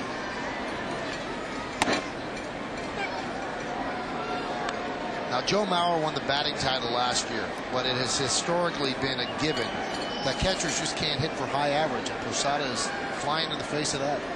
It's amazing because, you know, catchers eventually lose their legs because they get so fatigued from catching. High fly ball, right field.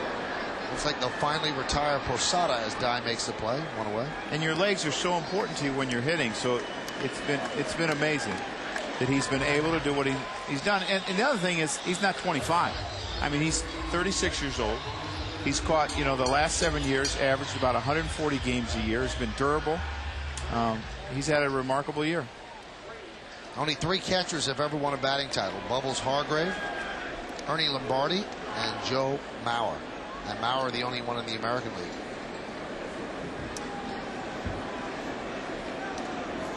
Here's Robinson Cano. He is 2 for 4, and he's over 300 at 301. Boone Logan upstairs. Breaking ball that was over his head.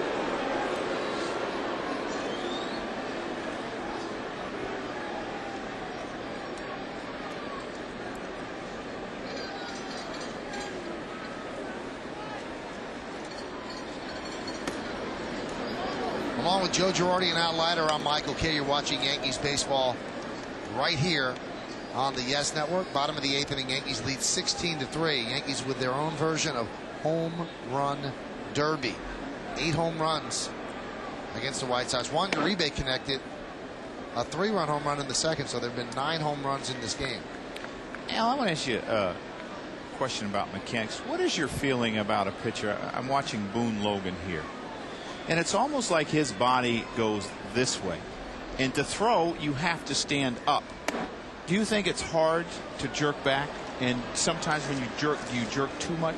Yeah, you could get too much on your backside to where you're throwing up to the sky, and it's difficult to get the front side clear to get through the ball and throw an effective quality pitch down in the zone.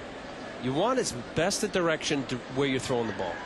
Meaning, obviously here, you want your direction of your body to go toward the catcher. And many times, Robinson Cano didn't like that. He thought that ball was up.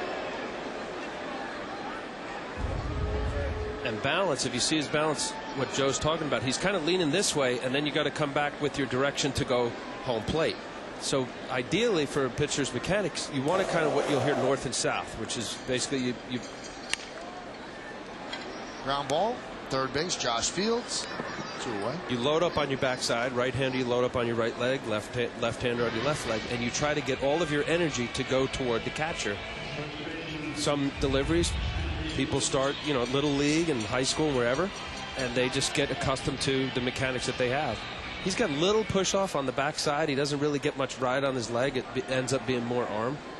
And he's got a real good arm. And a lot of times you'll hear pitching coaches tell their pitchers to stand tall. And to me, he's not standing tall. He's kind of going towards first, and then he has to kind of jerk to go back towards, you know, third base side to get even. Don Cooper's an excellent pitching coach, and a lot of times you know, with pitchers, you don't fix something unless it's broken. And Boone Logan's had a pretty good year, but there's a strike to Phillips. This is Phillips' last chance to extend his hitting streak. He's got 11 games in a row. And the other thing it does sometimes, Al, you know, and when you're a one-inning guy like Boone Logan, it gives you some deception because you have to kind of throw across your body. But I worry about, as time goes on, does he get hurt? Yeah. Well, there's two ways. If you see a pitcher that flies open, it's usually he'll lead with his elbow, and it'll be elbow trouble. If you throw across your body a little bit, like Boone Logan does, it becomes shoulder strain, because when your energy's going this way, it puts a lot of strain on your shoulder to get through the ball. 1-2. Rounded foul. I mean, that's why when you see, you know, Mussina, excellent mechanics. Roger Clemens, excellent mechanics. I think of Kurt Schilling and Mariano Rivera, robotic like, just being balanced, nothing extra in their leg kick. They get their arm up in position and their energy is going to home plate. More guys that, you know, you think about mechanics. Greg Maddox, great mechanics. Tommy Glavine had great mechanics. David Cohn had great mechanics. Longevity. I mean, you know, you just mentioned a bunch of guys that Hall of Famers or, you know, 15+ years.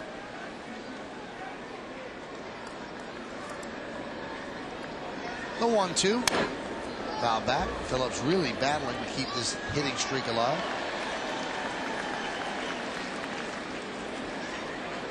To me, Mariano's had the most consistent delivery, robotic-like, and I say that complimentary because everything is the same.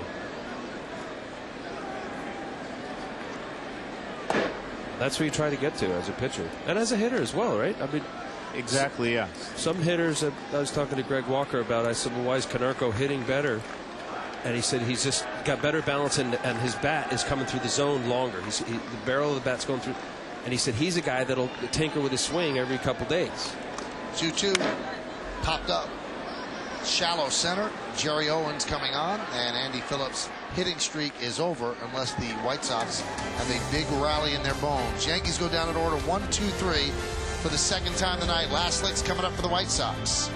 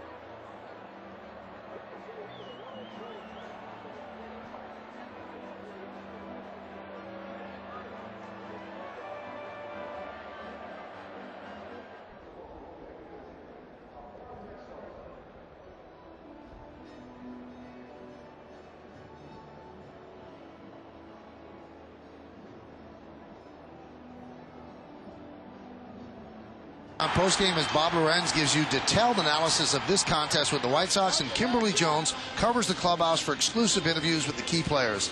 It's the Nissan postgame right here on Yes.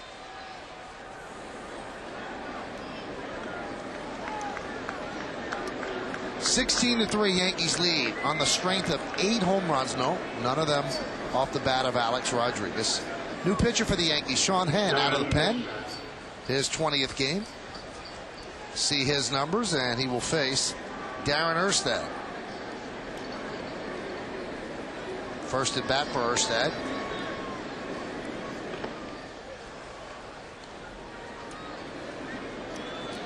Alex Rodriguez still trying to become the youngest player to hit 500 home runs. Previous to him, Jimmy Fox did it, old Double X, and he did it 32 years, 300 some odd days. And Alex Rodriguez is at 32 years, 5 days. So Alex really has to go into a slump not to catch Jimmy Fox. The 2-0. There's a strike.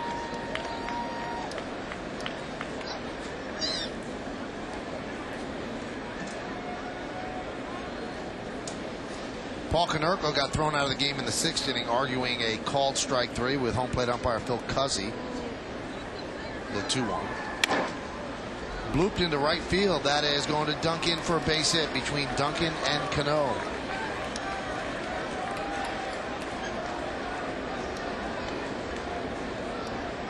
If you can't catch it live, catch it later on WB Mason Presents Yankees Encore. It's a replay of every Yankees game that gives you a second chance to see all the excitement of Bombers baseball. WB Mason Presents Yankees Encore. Later after each game and again the next morning at 9 only on Yes.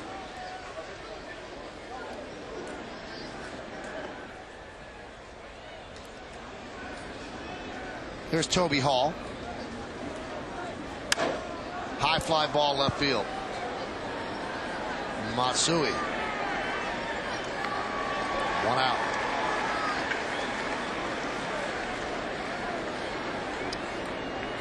I mean, you mentioned it earlier, Joe. I imagine a game like this for A-Rod, all the home runs everybody else is hitting, and obviously everybody came here to watch him hit it.